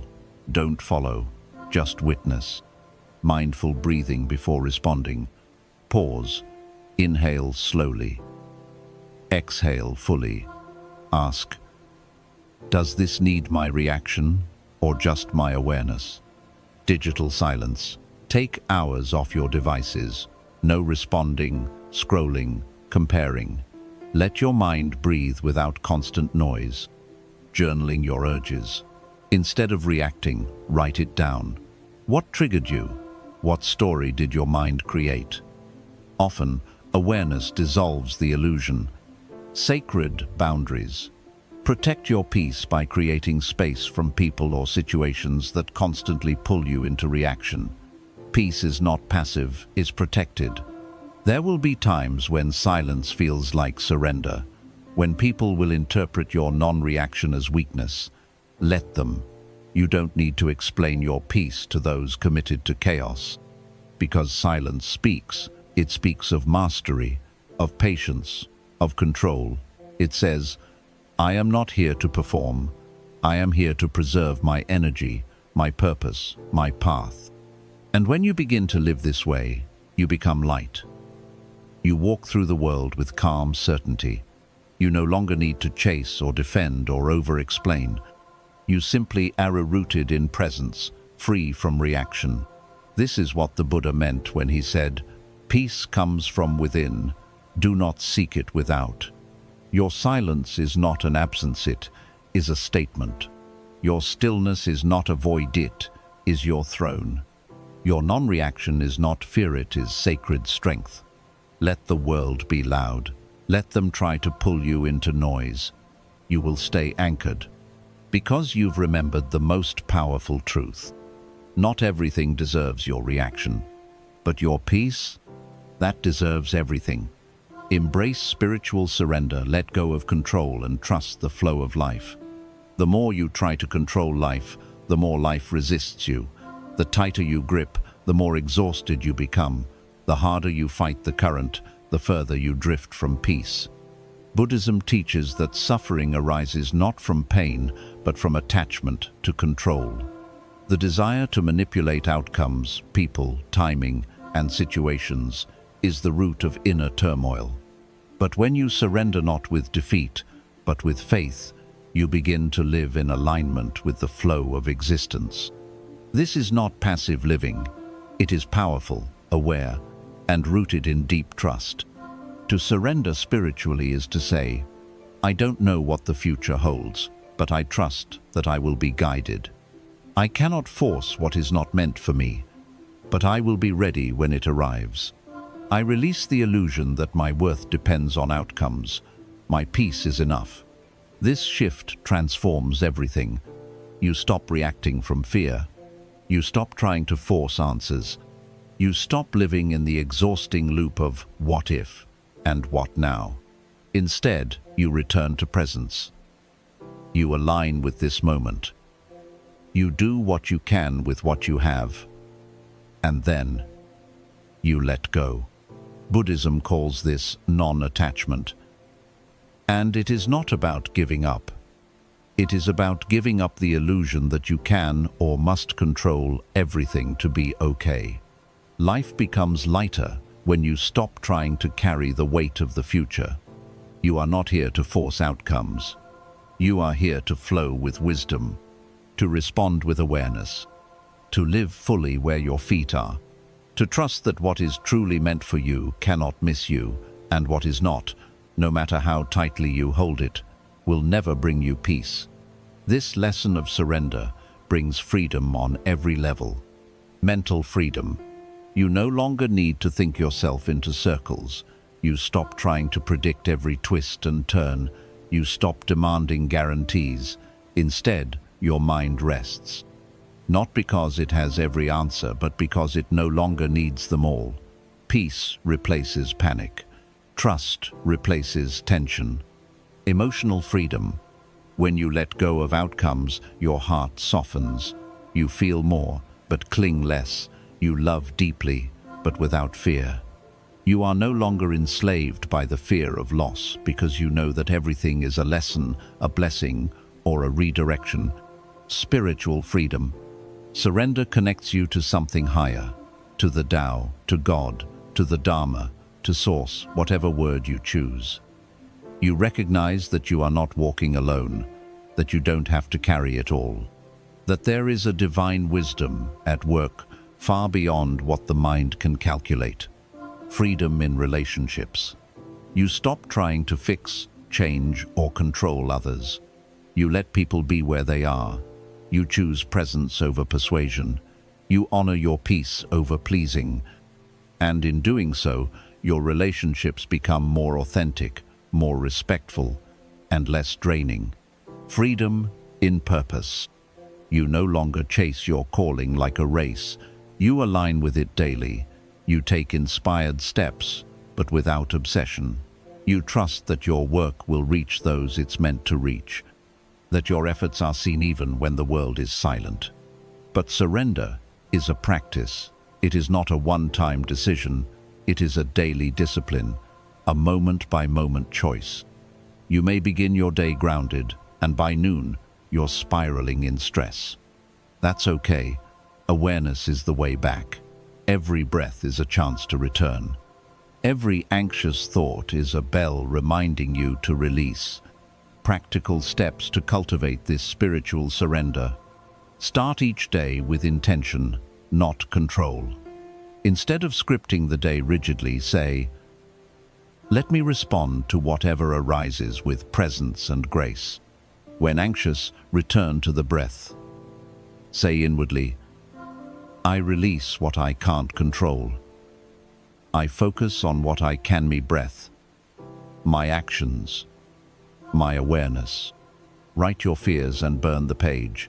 This symbolic act helps the mind detach. It tells your nervous system, this doesn't need to be held anymore. Trust divine timing. Delay is not denial. Sometimes what you want now would harm you if it came too soon. Life is always on time. Repeat surrender affirmations. I am safe without having all the answers. What's meant for me will come with peace, not pressure. I trust life to guide me better than fear can. Watch nature. A river never forces its path. Trees never rush their bloom. Seasons never arrive early. All of life flowers, and so can you. Remember your past. Look back at the things you tried to control and how they unfolded better when you let go. Let that memory be your evidence. Surrender is a deep spiritual courage. It is not giving up, it is rising up into presence. It is not being lazy, it is becoming available. Available to see, to hear, to feel, to align, to accept. And yes, surrender often comes with discomfort, because the ego hates not knowing. It thrives on control. But your spirit? It already knows the way. It just needs space to lead. To surrender does not mean you stop dreaming.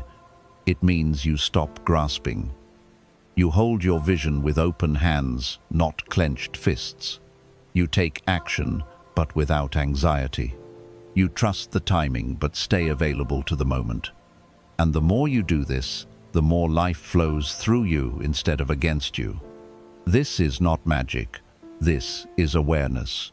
It's saying, I choose peace over pressure. I choose alignment over anxiety.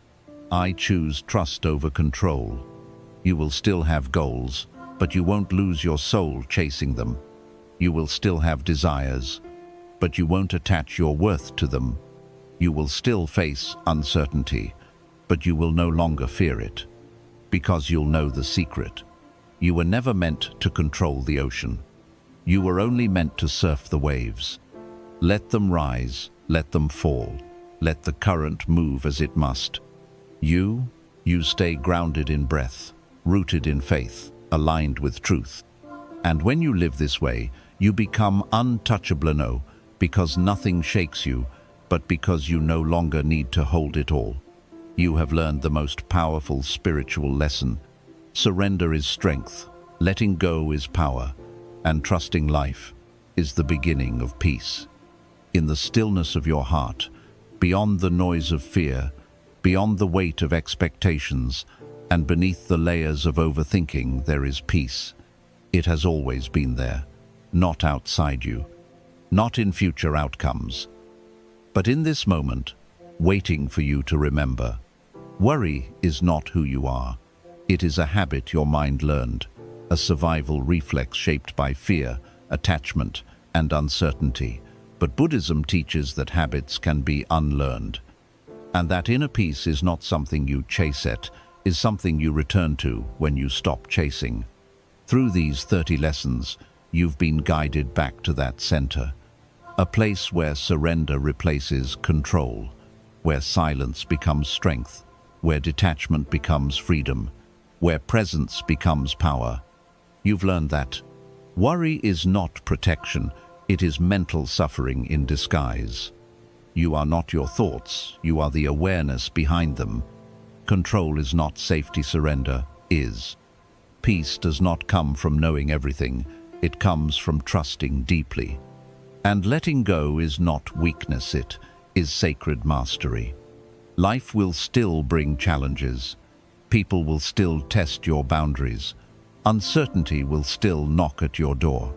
But you are no longer the same, because now you carry the wisdom to choose stillness over stress, mindfulness over reaction, trust over tension. You do not need to be perfect. You only need to be present. Every time your mind returns to worry, do not fight it. Gently guide it back. Say, I've been here before, but I now know the way back to peace. Breathe deeply, sit quietly, reconnect, recenter, release. Let life flow, let things unfold, let yourself be. You are not here to control the world. You are here to awaken within it. And when you walk in peace, when you no longer fight, every moment life becomes softer. You hear more, you see more, you become more. So let go. Let go not with fear, but with faith. Let go not to escape life, but to finally live it. Let go of worry, and come home to the only thing that has ever been real, your inner peace.